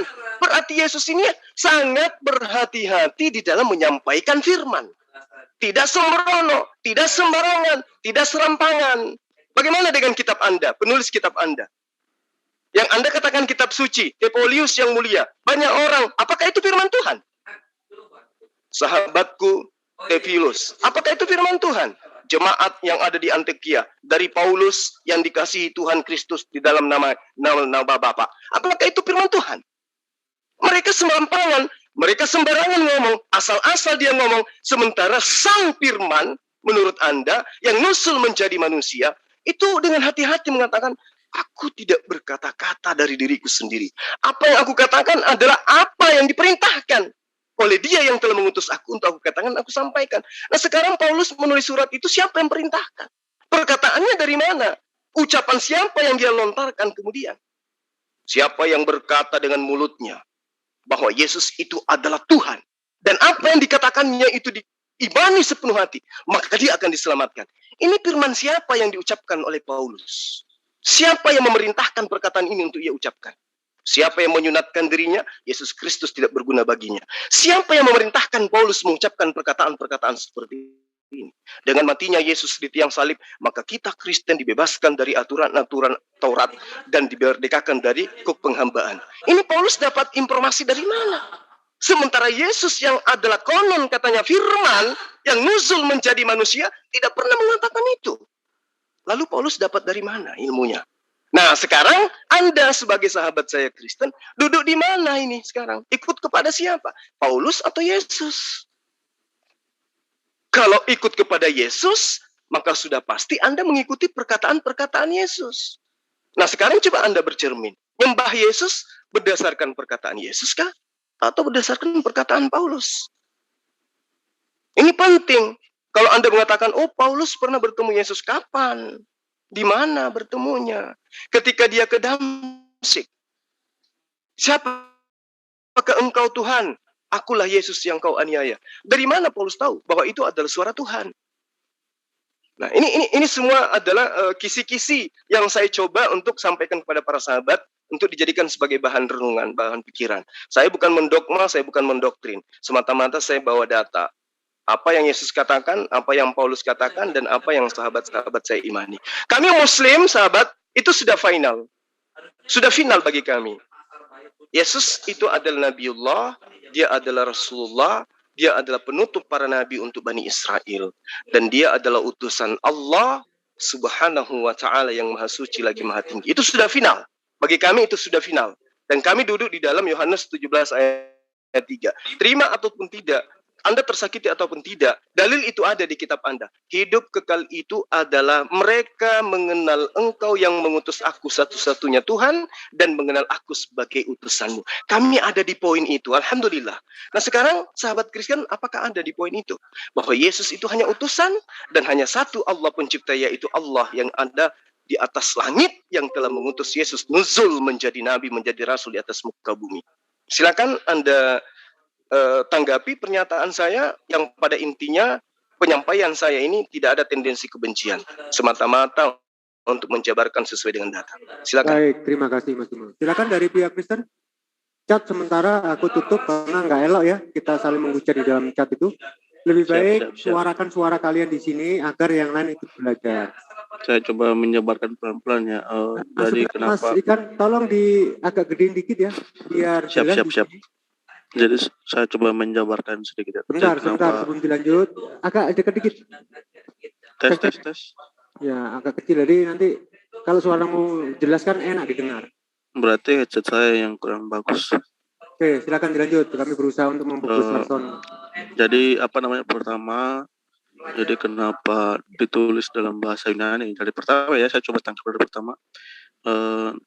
Dalam bahasa Yunani, contohnya gini. Saya di rumah menemukan penemuan baru. Lalu saya pengen semua orang itu tahu tentang penemuan saya. Ini zaman sekarang ya. Kira-kira saya harus buat apa hingga penemuan saya itu bisa diketahui semua orang. Salah satunya, bukan salah satunya, apakah saya harus pakai media sosial, lalu pakai bahasa sehari-hari saya, kan pasti kan semua orang tidak mengerti kan. Nah, caranya untuk zaman sekarang itu ada metodenya. Harus memakai bahasa lingua franca, bahasa kalau zaman sekarang kan bahasa Inggris. Nah, bahasa Inggris. Lalu biasanya zaman sekarang itu kalau penemuan itu harus pasti memakai jurnal ya, diumumkan di jurnal. Jurnalnya yang bereputasi atau jurnal internasional lah, kira-kira seperti itu. Itu yang nanti dibaca oleh semua orang dan bisa meyakinkan banyak orang. Kira-kira seperti itu ya. Jadi penulisan Alkitab dalam bahasa Yunani pada zaman itu juga kayaknya tujuannya kira-kira sama kayak saya memberitakan penemuan baru itu untuk zaman sekarang. Lalu untuk masalah dari mana Paulus tahu itu Tuhan, lalu dari mana Paulus mengatakan tentang ayat-ayat yang dia tulis itu dari mana? Saya pikir Paulus itu saya pikir Paulus itu bukan orang bodoh ya. Dia juga pasti orang pelajar, dia perenung, yang suka merenung. Dan biasa kalau saya yakinnya sih dia itu menuliskan itu berdasarkan apa yang dia renungkan dan diilhami oleh Roh Kudus, kira-kira seperti itu. Jadi dia merenung sampai dia bisa menuliskan hal-hal seperti itu. Lalu yang terakhir masalah apa tadi itu saya lupa ingat yang dari terakhir itu. Mohon dikatakan lagi, Mas. Ya, tadi yang saya katakan ini adalah bagaimana kemudian Anda mengimani sebuah ajaran yang tidak bersumber dari Yesus. Poinnya yang itu, bahwa Anda menuhankan Yesus itu sumbernya bukan dari Yesus. Tapi, iya. Ya, silakan. Yang mengenai Yesus hanya nabi ya. Saya coba lupa ayatnya ya. Jadi kalau menurut Mas, Yesus itu dengan nabi lain itu sama apa beda? Kesetaranya sama apa beda? Kesejajaran. Nabi-nabi yang lain? Ya. Ya, mereka sama. Mereka adalah sama-sama utusan. Sama-sama utusan dari Allah. Iya, betul. Ya, kesetaranya sama kan? Coba ya saya lampirkan. Saya coba lampirkan perumpamaan Yesus. Iya. Alkitab mana? Bagaimana ikan? Bentar saya ada cari ayatnya. Saya lagi sambil ikan mencari ikan, silakan seger-seger untuk memberi penjelasan kita di sini. Tadi kan kitab perjanjian lama, kitab perjanjian baru itu direvisi. Bukannya kitab Al-Quran itu yang direvisi, 2.500 ayat itu. Itu kan ada baru-baru ini beritanya. Cuma kau jangan suka ngeles lah. Ya, enggak. Boleh saya tanya, Bang? Yang direvisi apanya? Surah apa yang direvisi? Ayatnya, ayat isinya. Yang mana kamu tuh? Baca berita ya. Kamu yang aja. Mana? Iya, coba. Ini adalah berita bagus. Coba tunjukkan. Coba. Kami juga terjemahannya atau Al-Qur'annya? Iya, Al-Qur'annya diambil, direvisi. Masa kamu ada Al-Qur'annya yang direvisi gitu. Bukan terjemahannya. 2.500 tuh. Terjemahannya atau ayat Al-Qur'annya, Bang? Iya. Enggak, lagian kamu penulis Injil. Yang direvisi itu, yang direvisi ayat Al-Qur'annya atau terjemahannya? Al-Qur'annya sama terjemahannya lah. Isi Al-Qur'an itu maksudku. Isi Al-Qur'an, ayat-ayat kayak di Alkitab kan ayatnya direvisi. Kitab Anda kan yang direvisi itu adalah bahasa Indonesianya. Yang pingin saya tahu dari Abang, yang direvisi di Al-Quran itu bahasa kalau Arab kamu atau mau bahasa Indonesianya? Yang itu maksudku. Ya, bahasa Arabnya atau bahasa Indonesia? Kalau kamu mau tanya bahasa itu kan dari Israel. Israel berubah bahasa ini kau tanya langsung sama orang Israel sana, mana aslinya gitu. Halo, begitu juga ini emang jelas. Kalau Al-Qur'an itu saya lagi diskusi sama Abang, mau nanya ke orang. Itu udah jelas. Ya, itu yang 2.500 itu, Bang. Yang direvisi bahasa Arabnya atau bahasa Indonesianya. Jadi gini, Warakah penulis Injil itu nggak ada di hadis ya? Ada. Nah, Kita jadi luruskan dulu Mas Juma masalah kamu tujuan memakan dia bahwa omonganmu kita bahwa sendiri, Al-Quran Juma. itu direvisi.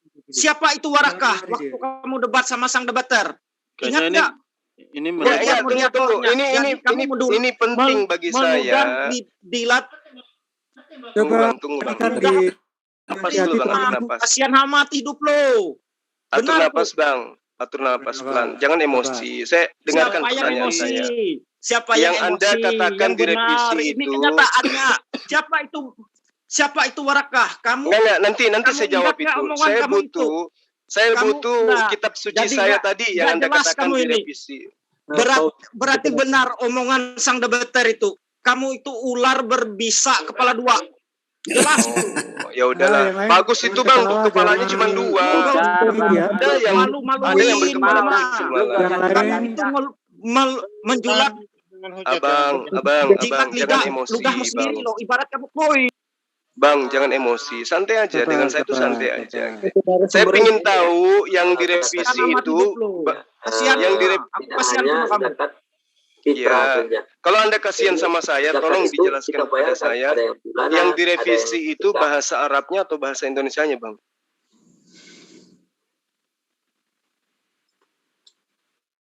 Halo? Ya jelas bahasa Arab. Bahasa Oh. Arab. Kemudian kan diterjemah lagi dalam bahasa Indonesia gitu. Kamu Bisa nggak ada bukti, Ya. Bang?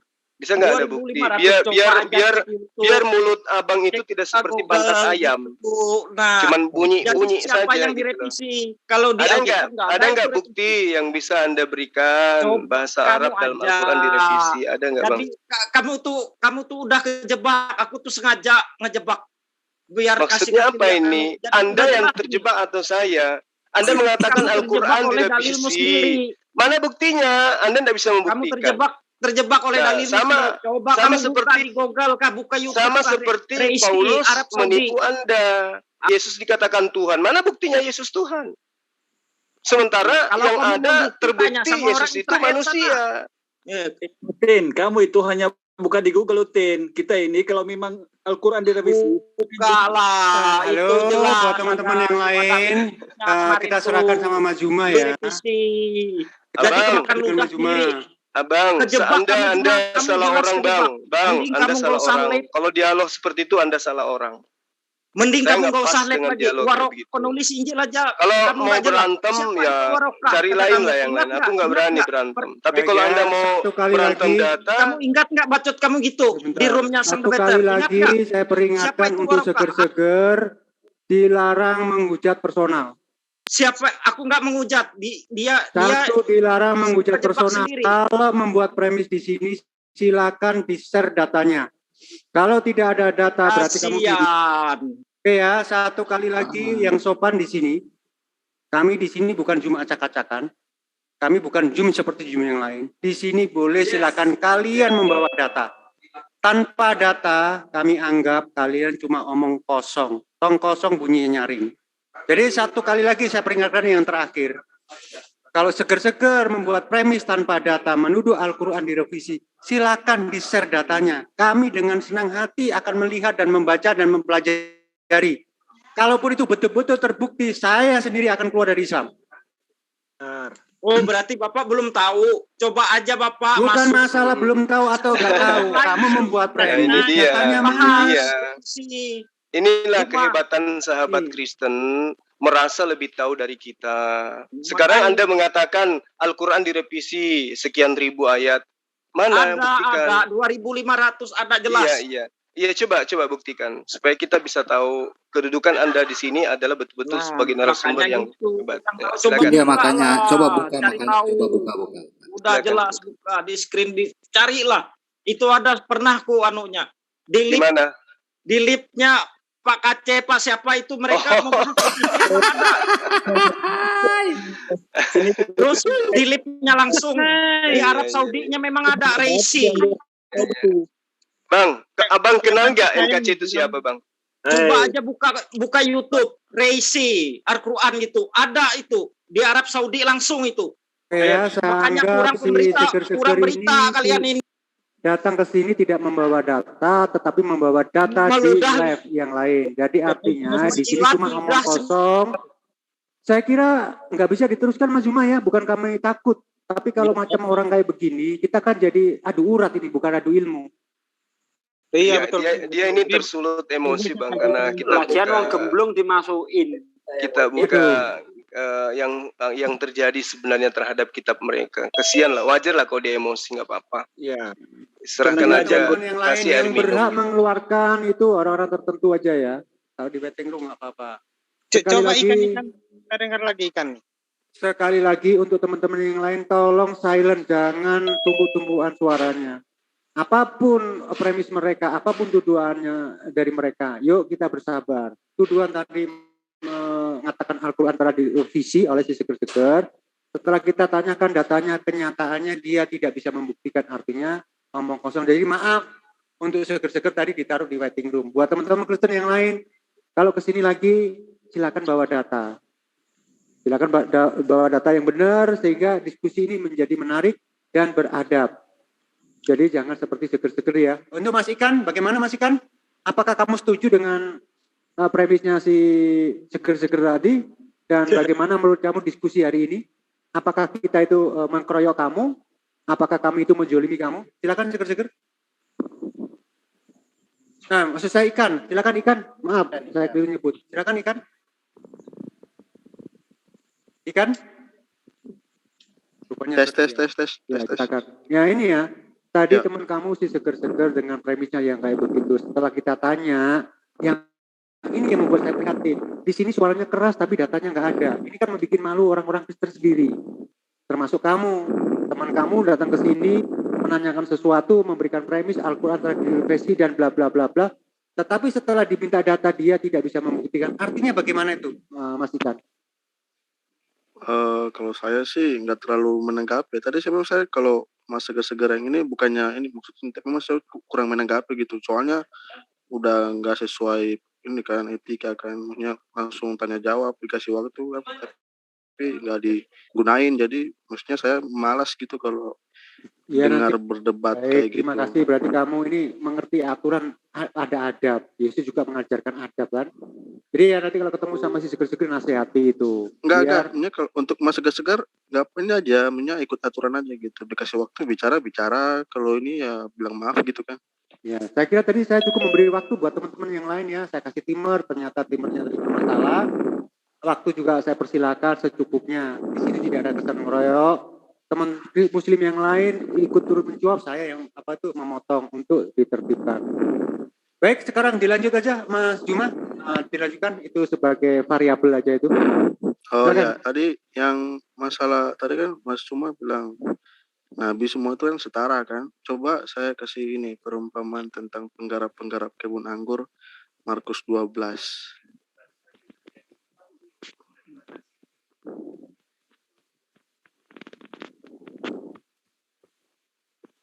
Silakan Mas Juma.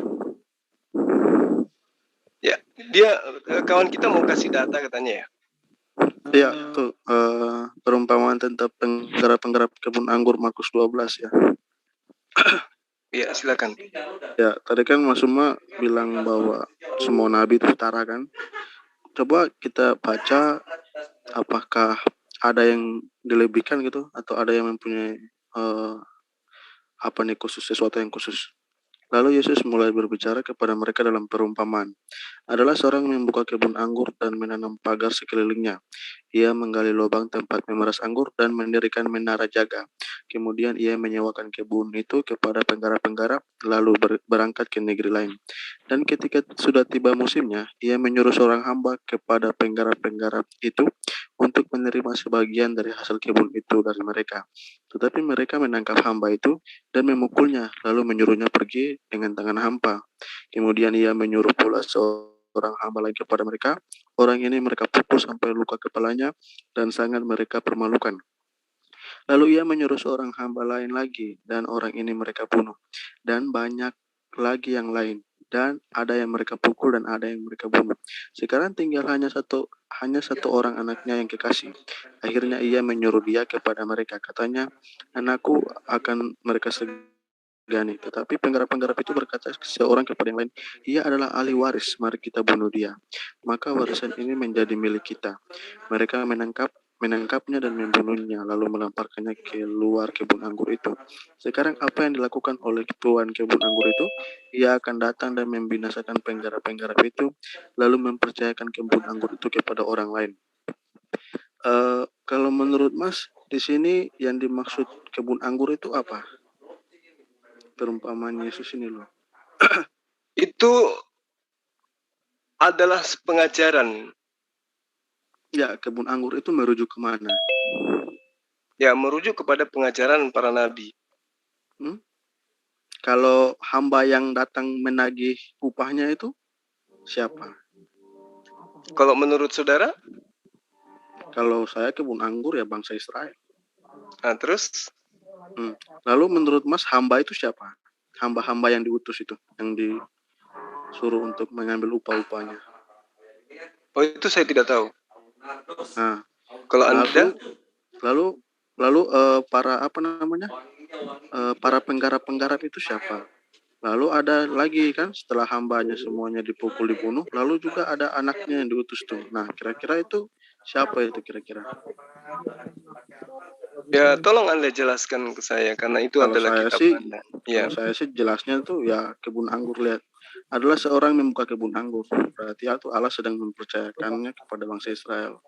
Nah, lalu yang penggarap-penggarap itu adalah umat Israel itu. Nah, ketika itu setelah berlalu zaman, itu nabi-nabi datang. Hamba-hamba itulah disebut nabi-nabi. Ada yang datang tapi dibunuh. Kan ada nabi itu yang dibunuh juga itu kan.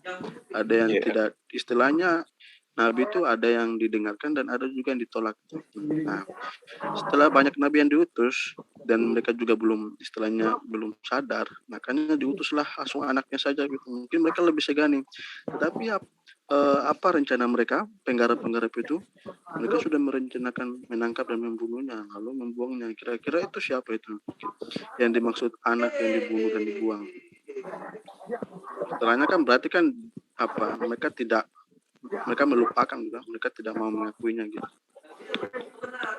Kira-kira itu siapa, Mas? Ya, mungkin menurut Anda itu Yesus ya? Ya, kalau menurut Anda itu siapa? Kalau saya, boleh enggak saya pinjam nubuatan yang ada di kitabnya Bani Israel tentang Ismail yang dibuang bersama ibunya? Oh, boleh, silakan. Ya, itu ada kan nubuatan itu? Jadi itu merujuk ke Ismail? Ya, dan keturunannya. Coba kita lihat konteksnya ya. Silakan. Sebelum Ismail kan tidak ada nabi-nabi yang diutus. Sedangkan di sini ini sebelum anaknya diutus, itu nabi-nabi duluan yang diutus. Sama kayak penggarap, sebelum anaknya diutus untuk mengambil upah, ada hamba-hamba yang diutus duluan. Nah, tapi hamba-hamba itu ditolak. Sedangkan kalau misalnya itu merujuk ke Ismail, sebelum Ismail kan belum ada zaman nabi-nabi itu. Kira-kira seperti itu ya. Lalu kalau kita merujuk ke sini, kira-kira anak yang diutus ini sama hamba-hamba yang diutus ini sama nggak kira-kira itu? Sebenarnya saya nggak ngerti arah pembicaraan sahabat saya ini apa gitu loh. Enggak, Anda berarti bilang kan semua nabi sama kan? Makanya yang saya maksud sama itu adalah diutusnya oleh Allah para nabi ini itu tidak lain dan tidak bukan adalah mengajarkan kepada kaumnya bahwa Tuhan pencipta alam semesta itu hanya satu. Tidak ada yang lain selain daripada Dia yang telah mengutus Dia. Itu jelas. Wa ma arsalnaka min qablika mir rasulin illa nuh ilahi annahu la ilaha illa ana fa'budun. Itu salah satunya. Kami tidak mengutus seorang rasul pun, melainkan kami perintahkan kepada mereka bahwasanya tidak ada Tuhan yang berhak melainkan aku. Yesus juga ketika diutus mengajarkan itu. Musa diutus mengajarkan itu. Salomo diajarkan itu. Daud, Ishak, Ismail semua mengajarkan itu. Itu yang saya maksud sama. Sama-sama sebagai utusan, sama-sama mengajarkan, menyatakan bahwa tidak ada Tuhan selain Allah. Oke. Lalu ketika Yesus mengumpamakan tentang penggarap kebun anggur ini maksudnya bagaimana? Apakah itu hanya cerita? Itu Anda dapatkan di mana? Di Lukas berapa? Markus 12, silakan. Markus. Nah, oke. Kita 12. Lihat di Markus 12 yang Anda jadikan sebagai acuan. Nah, pertama tadi saya telah memposisikan diri saya sebagai orang yang menyampaikan ya keotentikan kitab kita Al-Quran dan juga kitab Anda sebagai sumber, di mana sumbernya ini adalah Rasulullah Muhammad SAW dan juga Yesus, ya. Nah, sekarang Anda mengangkat sebuah tema, Markus 12. Kalau dalil ini yang Anda yang mengangkat sih, kan Anda mengatakan bahwa Nabi itu sama. Nah, saya kasih tadi sahabatku, tadi saya sudah mengatakan, yang saya katakan sama itu adalah mereka sama-sama mengajarkan tidak ada Tuhan selain Allah. Iya. Nah, kemudian Anda mengangkat sebuah perumpamaan. Ketika Markus ini membicarakan bagaimana kemudian konon Yesus memberikan perumpamaan, seorang membuka kebun anggur, kemudian menanam lalu memagarnya. Lalu kemudian penanam ini menggali lubang dan seterusnya. Kan itu yang Anda ingin tahu. Nah, saya pengen tahu itu tuh kan ada yang diutus, semua diutus, ada penggarap, ada pemiliknya. Nah, kita tuh posisikan siapa itu penggarapnya, siapa itu hambanya, siapa itu anaknya, siapa itu pemilik kebun anggurnya gitu. Pasti kan ada ada tujuan tertentu perumpamaan itu dikasih. Iya, kalau saya melihat secara menyeluruh dari kitab Markus 12 ini Yesus sedang menceritakan tentang konsep Tuhan yang mengutus para nabi. Bagaimana lalu kemudian di situ dikatakan bahwa ada nas yang tertulis, batu yang dibuang oleh tukang-tukang bangunan telah menjadi batu penjuru. Nah, muncul pertanyaan, ini siapa yang menjadi batu penjuru ini? Kan gitu. Sebelum sampai ke sana, saya cuma pengen tahu saja posisi anak yang dibilang di perumpamaan itu posisinya sebagai apa? Apakah dia itu lebih dari hamba-hambanya atau sama dengan hamba-hambanya? Sedangkan di sini dibilang bahwa di sini dibilang bahwa tetapi penggarap-penggarap itu berkata kepada yang lain, ia adalah ahli waris. Berarti anak itu adalah ahli waris kebun anggur itu. Nah, posisinya itu apakah sama dengan hamba-hambanya? Nah, ini kan gini, kawan. Di situ kan ada batu penjuru yang kemudian dibuang oleh tukangnya. Artinya, ketika kita belum sampai ke situ ya. Iya, nggak apa-apa. Saya ambil dari belakang ke depan. Ini kan perumpamaan. Oke. Artinya, berarti dia menaik ke atas ya, silakan. Ya, artinya ketika batu penjuru ini yang dibuang ini datang kemudian untuk menambal bangunan, berarti dia adalah penyempurna sebuah bangunan, dia adalah penyempurna sebuah kebun. Di mana? Tahu. Oke, lanjut. Iya.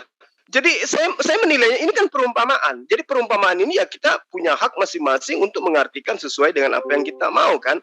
Bagaimana kemudian Tuhan sang pemilik kebun ini mengirim petani-petaninya kemudian. Lalu kemudian ada pengganggu. Ada orang-orang yang mengganggu tanamannya. Kemudian dikirim lagi. Kemudian ada juga yang dikirim lalu kemudian ibarat bangunan. Makanya dikatakan di sini, tidak pernahkah kamu membaca nas batu yang dibuang oleh tukang-tukang bangunan telah menjadi batu penjuru. Artinya ada sosok yang dibuang kemudian yang kelak menjadi apa? Menjadi penyempurna dari keinginan sang pemilik kebun. Dialah yang menutupi segala hal-hal yang pemilik kebun inginkan. Batu penjuru inilah yang kemudian menjadi acuan kebenaran kemudian. Orang yang telah terbuang. Ya, batu penjuru itu kalau dinaikkan ke atas lagi itu dia adalah anaknya itu ia adalah ahli waris. Nah, pertanyaannya ahli waris itu yang dimaksud dengan ia adalah ahli waris itu siapa? Iya betul. Itu kita tidak mengukiri. Makanya umat Islam itu mengakui beriman kepada para nabi.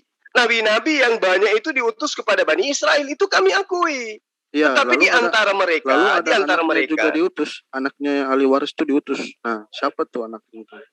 Ya, ahli waris ini siapa? Di sini kan ada Abraham, dia punya anak, dia punya keturunan.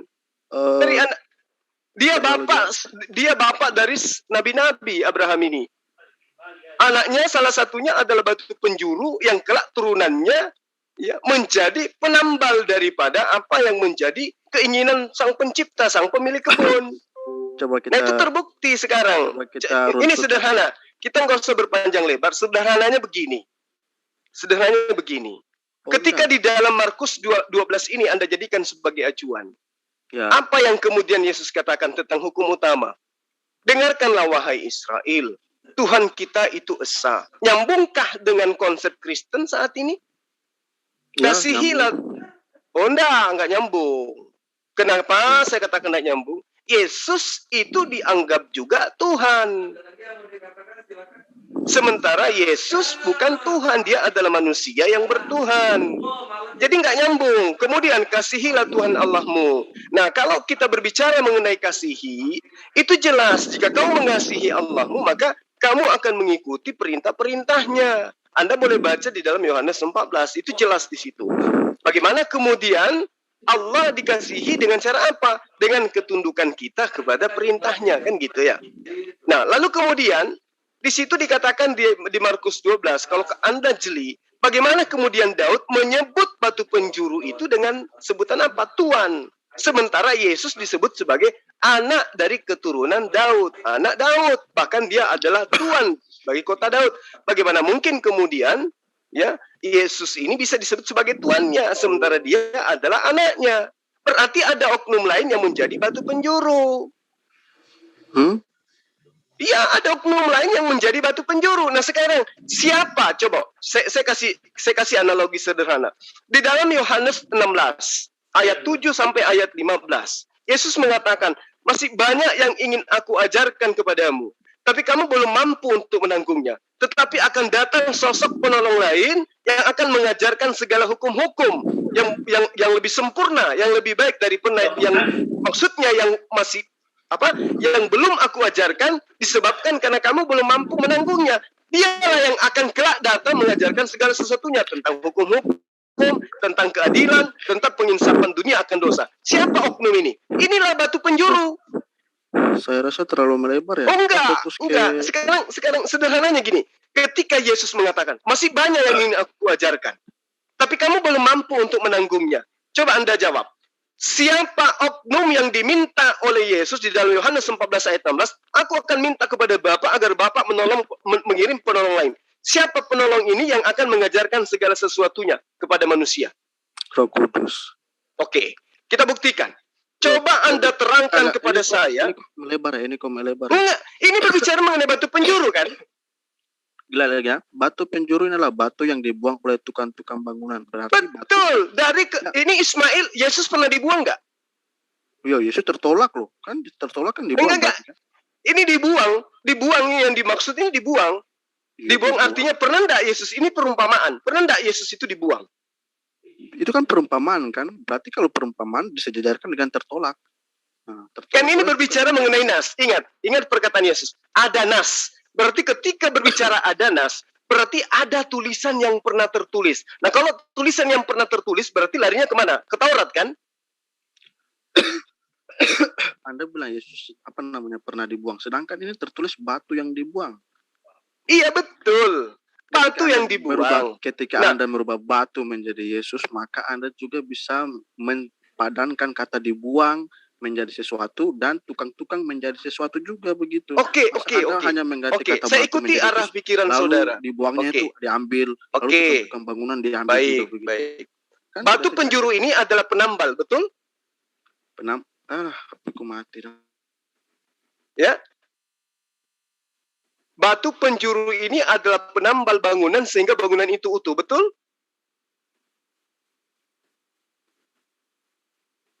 Halo? Halo? Halo? Halo? Halo? Kawan? Kok terlempar sekali jauh ini batu penjurunya? Halo? Mana orangnya? Kemana dia, Bang? Kabur. Masih ada. Mungkin koneksinya atau suaranya. Waduh, terlempar lagi dia. Terlempar. Mulai dari seger-seger sampai ikan terlempar ini. Terlempar atau sengaja keluar ini. Nggak kuat berdiskusi di sini setelah kita buka semuanya. Tadi katanya mati Pak De gitu. Oh, mati gitu katanya. Berarti mungkin lowbat atau hilang sinyal gimana? Bisa juga. Jadi untuk ikan-ikan mungkin itu ya baterainya habis atau mungkin koneksinya ya. Bisa ditambahin lagi Mas Zuma sambil menunggu ikan-ikan dari masuk. Baik. Saya ambil poin yang terakhir aja ya, ketika sahabat kita ya mengambil sebuah perumpamaan, itu bukan hanya terjadi di dalam Markus 12, itu juga ada di dalam Matius 21. Bagaimana kemudian di situ dikatakan tentang batu penjuru. Ya.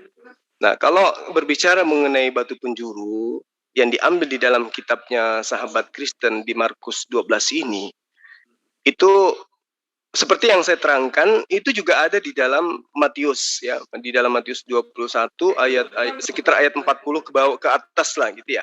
Nah, ini kalau kita merujuk kepada batu tidak lain dan tidak bukan ya batu, karena ini adalah perumpamaan kan. Maka batu siapa coba yang di dalam ajarannya itu ada batu penjuru? Ya. Ini sudah jelas bagi kita. Ini sudah jelas dalam apa di dalam pengajaran kita. Nah, saya bantu gitu loh untuk menjelaskan kemudian bahwa batu penjuru yang disebutkan di dalam kitabnya Bani Israel teman Kristen, baik itu yang ada di dalam Markus, ada yang di dalam Matius, bahkan juga ada dalam Kisah Para Rasul, ada juga di dalam Korintus malah, itu tidak lain dan tidak bukan adalah Hajar Aswad kalau kita ingin menelitinya sesuai dengan apa yang tertuang dalam kitab mereka. Karena ini nubuatan. Berbicara mengenai nubuatan berarti berbicara mengenai sesuatu yang tidak disebutkan langsung namanya, tetapi kemudian yang menjadi pemenuh daripada nubuatan itu adalah yang sesuai dengan klarifikasi yang ada dalam nubuatan itu. Nah, ini perlu saya sampaikan kepada para sahabat. Karena kenapa? Kita belum pernah menemukan di dalam ajaran Kristen itu ada batu penjuru. Benar nggak? Benar. Ya, malah mereka selalu menghina bahwa batu penjuru dalam Islam itu adalah sebuah ajaran yang kemudian merujuk kepada ajaran pagan gitu, menyembah kepada batu katanya. Nah, ending daripada tentang batu penjuru ini di dalam Matius yang saya maksud dalam Matius 21 ayat 43 ya, kalau nggak salah. Di situ dikatakan kerajaan Allah itu akan diambil daripadamu dan akan diberikan kepada satu bangsa yang akan menghasilkan buah kerajaan itu. Nah, inilah yang kemudian yang dimaksud dengan batu penjuru. Kalau Hajar Aswad memang tidak dapat memberi keselamatan ya, dan tidak bisa memberikan hidup kekal bagi umat Islam. Tetapi Hajar Aswad itu dapat menjadi sebab musabab Allah mengampuni dosa seorang muslim yang mencium dan mengusapnya. Itu ada termaktub di dalam hadits yang ada di dalam ajaran agama Islam. Nasai misalnya meriwayatkan hal seperti itu. Nah, jadi kalau dikatakan bahwa batu penjuru itu adalah Yesus karena Yesus itu menebus dosa manusia, salah. Batu penjuru yang dimaksud di sini adalah apa yang kemudian diwariskan oleh Abraham kepada keturunannya Ismail, kemudian sampai kepada Rasulullah Muhammad SAW, lalu kemudian sampai kepada Hajar Aswad yang menjadi batu penjuru bagi umat Islam hari ini. Nah, semua yang terkait dengan Hajar Aswad itu tidak lain dan tidak bukan adalah batu penjuru yang diajarkan oleh Rasulullah Muhammad SAW dalam mengabarkan kepada kami Abu Bakar, kemudian Rahman bin Abdul Suhaib yang mana kemudian dia berkata, telah memberitakan kepada kami Kutaibah, kemudian Kutaibah ini berkata, telah menceritakan kepada kami Hamad, ya. Lalu kemudian dari Abdullah, dari Umar, bahwasanya beliau berkata, wahai Abdul Rahman. Ya. Seperti itu ya, nanti misalnya ada Ustaz Unggul bisa diluruskan. Dia katakan begitu, bahwa aku telah mendengarkan Rasul Muhammad SAW bersabda, mengusap keduanya menghapuskan kesalahan. Dan saya mendengarnya Rasulullah bersabda bahwa barang siapa bertawaf 7 kali maka ia seperti memerdekakan budak. Ini bukti bahwa batu penjuru itu ada di dalam ajaran agama Islam. Kalau dikatakan Yesus batu penjurunya dari sisi mana? Yang mengimani Yesus menjadi Tuhan itu sumbernya dari mana? Di awal tadi kita sudah membahas tentang kitab. Kelimpungan teman-teman Kristen ketika berbicara mengenai kitab. Lalu kemudian mencoba untuk mengambil Markus 12 tentang batu penjuru. Batu penjuru itu larinya kepada siapa? Yang dibuang itu siapa? Ismail. Kemudian Ismail keturunannya nanti membawa ajaran Yosua, di mana Yosua juga mengajarkan di dalam Yosua 27 ayat 24 diterangkan bahwa batu itu menjadi saksi. Batu itu menjadi saksi karena batu ini mendengarkan firman dari Tuhan. Dan itu yang dipraktekkan hari ini oleh umat Islam. Bagaimana kemudian ada batu penjuru dalam ajaran agama Islam.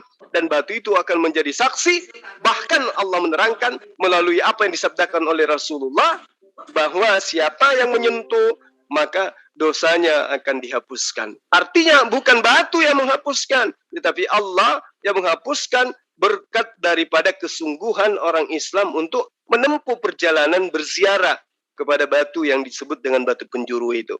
Saya kira ini adalah satu dari pembahasan, bukan final. Ini satu pembahasan dari beberapa pembahasan tentang perumpamaan Markus 12 yang dibawa oleh teman-teman Kristen. Ini bukan final. Masih banyak penjabaran-penjabaran lain. Karena ini hanya merupakan perumpamaan. Demikian para sahabat sekalian. Terima kasih atas waktu dan kesempatan yang diberikan kepada saya. Saya mohon maaf ketika ada kalimat yang salah, ya, yang salah dari saya, itu murni dari saya. Lalu kemudian kepada muridnya MKC yang tadi, PR buat Anda. Jika nanti Anda sudah menemukan revisian ayat Al-Quran yang Anda katakan ada 2.500, Anda boleh mengundang saya langsung berdebat dimanapun Anda boleh. Seperti tantangan saya kepada sang akrobater. Anda boleh, saya yang biayai pribadi, bukan orang lain. Anda akan dibiayai oleh Zulkifli Abbas, di mana Anda mau kita membahas tentang Al-Quran, 2.500 revisian ayat Al-Quran atau apapun itu yang menurut Anda. Saya siap membiayai Anda. Ketika Anda membahas tentang Al-Quran, saya orang paling terdepan yang menantang Anda untuk membahasnya. Tapi kalau Anda ingin membahas tentang gospel, ya Anda boleh tanya kepada saya. Insya Allah saya akan bantu. Demikian Bang Zul, terima kasih atas semuanya. Teman-teman, saya mohon maaf, saya monopoli malam ini. Itu karena saya juga belum ngantuk. Berikan kesempatan. Terima kasih, Bang. Ada waktu untuk ruang dan waktu untuk maju madan. Sebelum kita lanjut kepada yang lain, sebentar ini ada iklan dari pembangunan masjid. Mas Sugi atau Ustaz Sugi bisa monitor? Ustaz Sugi? Oke. Untuk teman-teman Iwan Villa yang berada di live comment baik di Julfikar Official, Zulkifli M. Abbas, di Yan CCC, maupun di Andromedia, dan juga di Sonya Dinova, Islam Cerdas, HMC, Lensanus Muslim. Alhamdulillah, JCC telah diberikan hibah ya, sebuah tanah wakaf yang terletak di daerah Blora. Dan kami tim sudah menindaklanjuti. Untuk jelasnya, ini sudah saya rangkai sebuah video, dan mari kita saksikan bersama-sama. Bentar ya, tolong di-mute semuanya, biar jelas ini suaranya. Bentar. Ini nggak apa-apa, di musik ada musiknya tapi nggak apa-apa, musiknya lisensi dari YouTube ini. Mari kita lihat.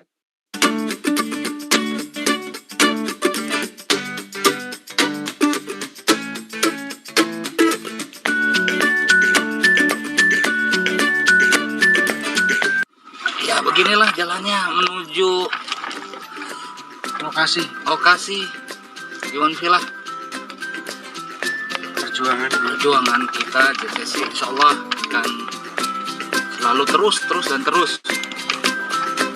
walaupun apa rintangannya, insya Allah memberikan petunjuk bagi kita. Amin. Oke, Iwan Villa jalannya aduh, ngeri sedap, ngeri moy. Saya pakai triptonik jadi supaya giginya tetap gigi satu. Aduh. Apa itu? Alhamdulillah, ya amin. Mohon maaf nih jalannya. Saya tutup dulu ya, nanti kita lanjut lagi. Potong-potong lah. Nah, ini nih Iwan Villa kita perjalanan sampai bunyi peletuk. Nah, ini saya coba record. Ya.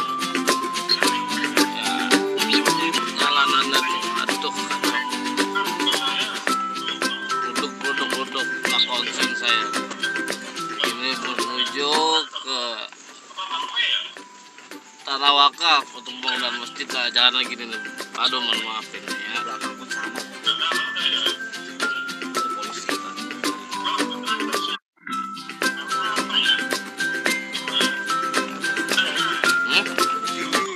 Iya, itu kan 4 FD, 4 FWD. Ini bukan 4 FD yang ini. Enggak, Tanya dulu Mas John. Itu Pecul yang menanyakan ini.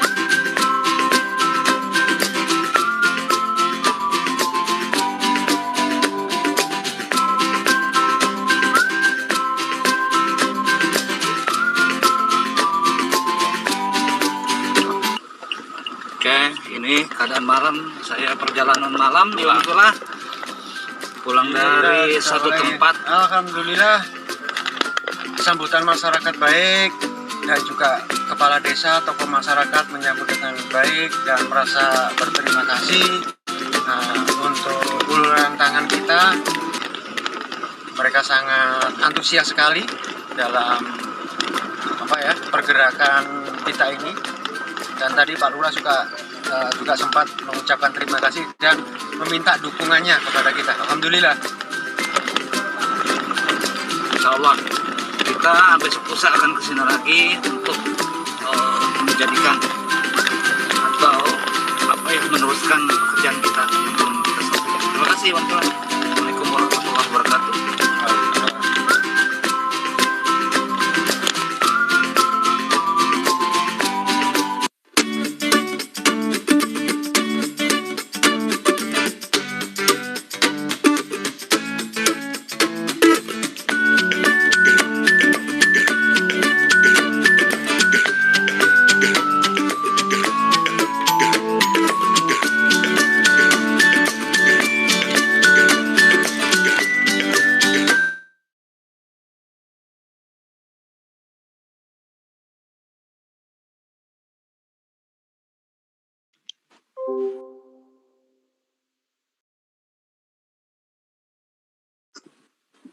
Bang Zul. Mantap Pak Jul, mantap. Pak Jul. Oke, oke, silakan. Aduh, kita ke-mute tadi tuh. Ya, alhamdulillah untuk Iwan Villa yang berada di live comment, semua menarasial yang terafiliasi dengan JCC. Alhamdulillah, kami dari JCC sudah diberikan mandat dari kepala desa juga pemilik tanah untuk pembangunan masjid. Kami sudah ada surat-suratnya sudah kami dapatkan, izin dari kepemilikan tanah dan juga dari Pak Lurah tersebut dan juga tokoh-tokoh masyarakat di sana. Luas tanah yang kami kemarin hitung itu 20 kali 20. Jadi luas tanah 20 kali 20. Lokasi itu terletak di Desa Kedung, Kabupaten Blora. Alhamdulillah masyarakat di sana sangat antusias sekali dalam pembangunan masjid ini. Sekelumit cerita dari sana itu sudah berapa puluh tahun tidak ada masjid di sana. Waktu kami datang di sana sambutan masyarakat luar biasa sekali untuk bisa mereka itu mempunyai masjid. Yang mana kalau mereka itu pergi ke musola jaraknya sekitar 2 kilo dari lokasi desa tersebut. Nah ini tugas kita semua untuk mewujudkan cita-cita mereka. Cita-cita mereka dalam mewujudkan memiliki sebuah masjid gitu. Mas Yan, barangkali mau ditambahin? Mas Yan?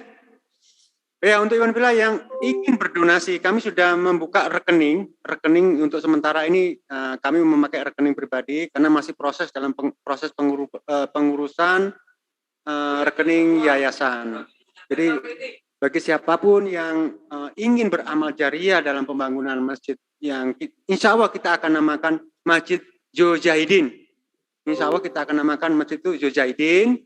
Silakan, nomor rekening sudah saya cantumkan di deskripsi video di antara live komen ataupun di antara menara-menara siar yang sudah terafiliasi dengan JCC.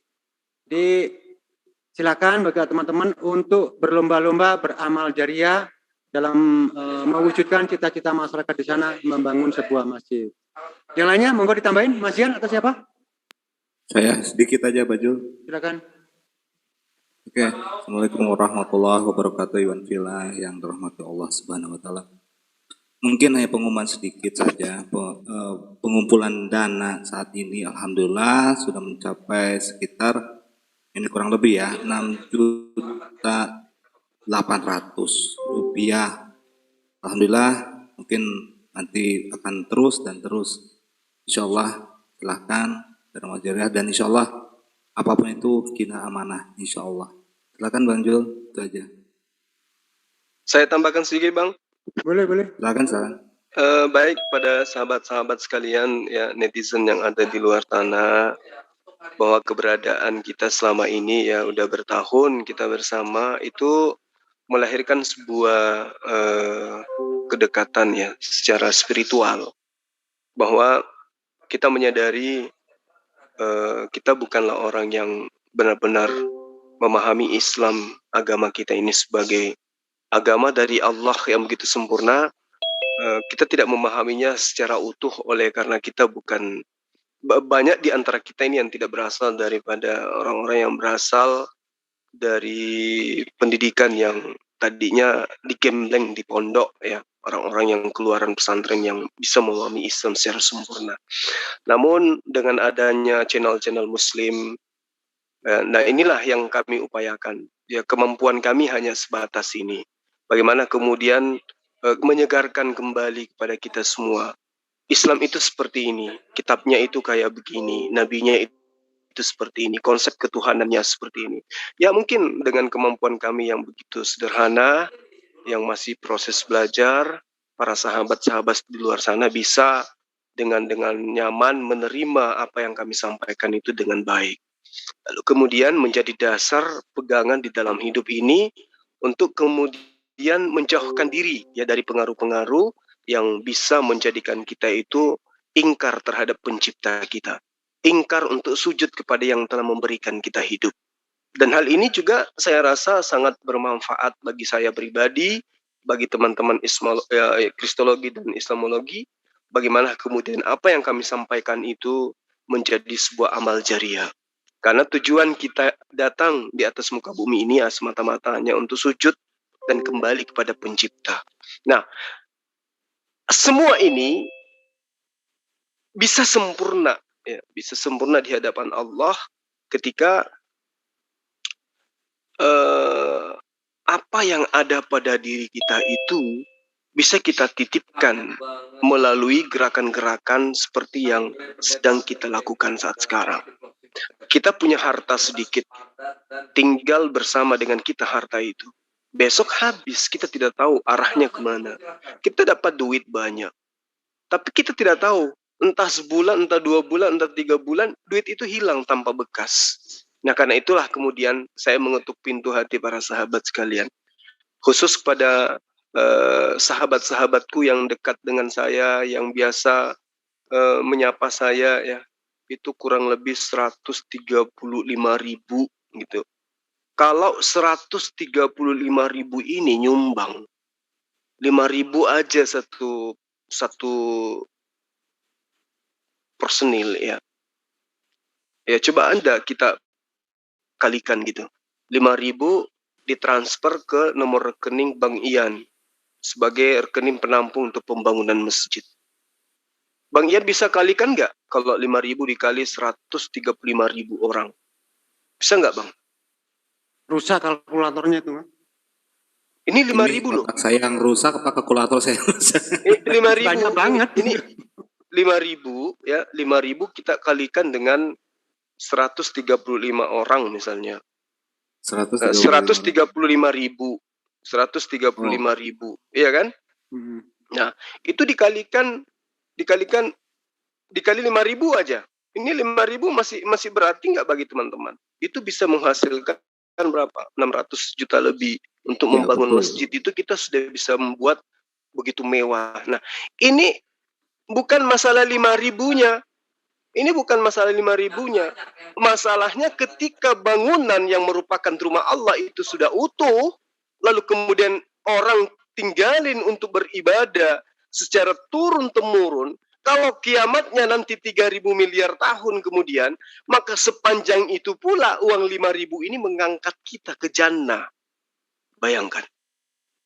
Oh, cuma 5.000 mana bisa? Bukan 5.000-nya, tetapi 5.000 kali 135.000 personil umat muslim menyumbang, disatukan kemudian menjadi bangunan yang menjadi tempat manusia bersujud kepada pencipta alam semesta ini. Maka itu akan menjadi istana kita kelak di jannah, di surga. Jadi orang menyumbang bukan masalah besar kecilnya, tetapi faidahnya daripada sumbangan kita itu. Nah itu makanya melalui forum ini saya mengetuk pintu hati para sahabat sekalian. 5.000 aja lah. Ya. Semua teman-teman nyumbang seperti itu, ikhlas. Insya Allah apa yang menjadi wacana kita, ya itu akan menjadi terwujud. Kenapa umat Islam itu ketika ada sesuatu yang ingin diusahakan kemudian bisa dengan mudah tercapai? Karena itu dia persatuannya itu sangat kuat. Gitu. Persatuannya sangat kuat ketika yang dimaksud ini sedekah, infak, amal jariah. Mereka akan berlomba-lomba. Maka saya yakin sekali Bang Zul, Bang Ian, apa yang kita cita-citakan ini saya dengarkan bahwa di kampung ini kurang lebih 60 tahun tidak pernah berdiri sebuah masjid di situ. Betul sekali. Iya kan? 60 tahun di wilayah Indonesia, wilayah tanah negara yang diperjuangkan dengan kalimat tauhid, tidak ada rumah ibadah tempat bersujud kepada Allah. Kemana kita? Kita tidak terpanggil untuk tersentuh sedikit pun untuk memandang bahwa ini adalah sebuah niatan baik. Maka karena itulah kemudian para sahabat, saya sebagai bagian daripada antum semua, ayo mari kita bahu-membahu bagaimana bisa membuat sebuah kendaraan yang akan kita jadikan sebagai kendaraan menuju jannahnya Allah, dari surganya Allah, dengan melalui infak sedekah terhadap pembangunan masjid yang diwacanakan, yang direncanakan dan sedang disusun ya programnya oleh tim kita ZZZ. Assalamualaikum Bang Zul, maaf ganggu sebentar.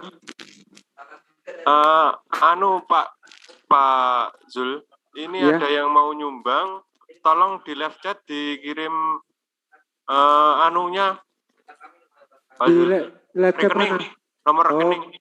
Oh ya, ini banyak yang tanya nomor rekeningnya. Untuk nomor rekening udah saya taruh di video secara official di deskripsi video. Punya saya. Boleh disebutkan, Bang? Oh, kalau saya sebutkan ya. Maaf ya. Saya tidak mau kalau berhubungan dengan Bang Cina. Bagi saya. Ya sudah, nggak apa-apa. Kalau Ahi nggak mau, udah Pak Awe. Silakan aja. Pak Awe diam aja. Silakan yang lain. Tunggu. Ya, saya sebutkan ya untuk teman-teman, atau sementara saya taruh di sini di live comment YouTube punya saya itu. Untuk nomor rekeningnya itu ya, BCA atas nama Sofyan Nandi Yanuar Asar dengan nomor rekening 28322566120. Saya ulangi ya, 28322566120 atas nama Sofyandi Yanuar Asar. Silakan teman-teman, sebagian sudah saya taruh di live comment ini. Buat ya teman-teman yang lain yang punya menara siar, tolong itu di copy di live chat Zoom, dipastikan di live comment masing-masing. Oke, terima kasih Pak De. Yuk, sama-sama. Interupsi, boleh sebentar, Bang Yul? Ya, silakan. Bang Yul, sesuai dengan janji kita tadi sore, Bang Yul, Pak Ustadznya menunggu di ruang taktikal. Baik. Untuk Iwan Villa yang berada, ya siap. Untuk Iwan Villa yang berada di live comment, sementara Julfikar Official akan off. Ada kepentingan sendiri karena ini dua device saya pakai, jadi saya nggak bisa kesana kesini. Nanti kita akan ketemu lagi dengan live yang berbeda. Tetapi live ini masih terus berjalan. Ada di sini ada Majuma, ada Deng Rewa, ada juga Mas Sugi, ada Mas Jaje, teman-teman teman-teman Avengers semua masih tetap bisa disaksikan di channel-channel masing-masing yang telah berafiliasi dengan JCC. Dan untuk yang di Cilupikan Official, saya ucapkan terima kasih dan wabillahi taufiq wal hidayah. Assalamualaikum warahmatullahi wabarakatuh. Waalaikumsalam. Saya tutup dulu ya. Waalaikumsalam warahmatullahi wabarakatuh. Sekalian aja Bang Juma, ditutup Bang Juma. Saya bergeser ke room yang lain. Oke, baik sahabat-sahabat sekalian ya, kepada teman-teman yang ada di komen, terima kasih banyak atas atensi sahabat semua. Apa yang saya sampaikan tadi itu adalah semata-mata untuk menyadarkan sahabat Kristen dan tidak membuat kita kemudian menjadi sombong dikarenakan kita berada pada jalur yang benar. Yang pada intinya adalah hak setiap ciptaan Tuhan berupa manusia itu untuk mendapatkan hidayah. Karena itulah kita sebagai penyampai kabar, kita hanya sebagai pemberi peringatan, kita sampaikan, kita jalankan tugas itu sebagai umat dari Rasul Muhammad SAW. Tentu bukan karena kita merasa lebih hebat dan seterusnya, tapi semata-mata hanya memberi peringatan saja. Mereka sahabat Kristen mau beriman, itu urusannya dengan Allah. Mereka mau ingkar, itu juga urusannya kepada Allah. Tugas kita hanya menyampaikan. Nah, kemudian yang terakhir, saya mengucapkan banyak terima kasih ya kepada sahabat-sahabat yang selama ini banyak membantu kita di program-program kita. Ya, ada yang sampai ngirim ke kita puluhan juta ya untuk pembangunan tambak lele dan seterusnya. Kemudian ini lagi ada program pembangunan masjid di kita. Saya yakin sekali ya para sahabat bisa ya mewujudkan apa yang menjadi cita-cita tulus kita ini. Karena itulah saya mewakili tim ZTZ mengucapkan kepada para sahabat sekalian ucapan terima kasih baik yang sudah menyumbang maupun yang sementara akan menyumbang dan akan menyumbang. Bukan menyumbang dalam arti kata memberi ya, tetapi menyimpan harta untuk pribadi-pribadi masing-masing melalui pembangunan masjid yang akan kita galakkan ini. Sekira seperti itu para sahabat-sahabat sekalian. Sekali lagi terima kasih atas segala perhatiannya. Mohon maaf atas segala kekurangannya. Semoga Allah senantiasa melimpahkan kepada Anda semua, kepada antum semua kesehatan, umur panjang, kemudian kebahagiaan dunia dan akhirat bersama dengan keluarga. Akhir kalam dari kami, wabillahi taufiq wal hidayah. Assalamualaikum warahmatullahi wabarakatuh. Salam satu Tuhan. Allahu Akbar. Waalaikumsalam warahmatullahi wabarakatuh.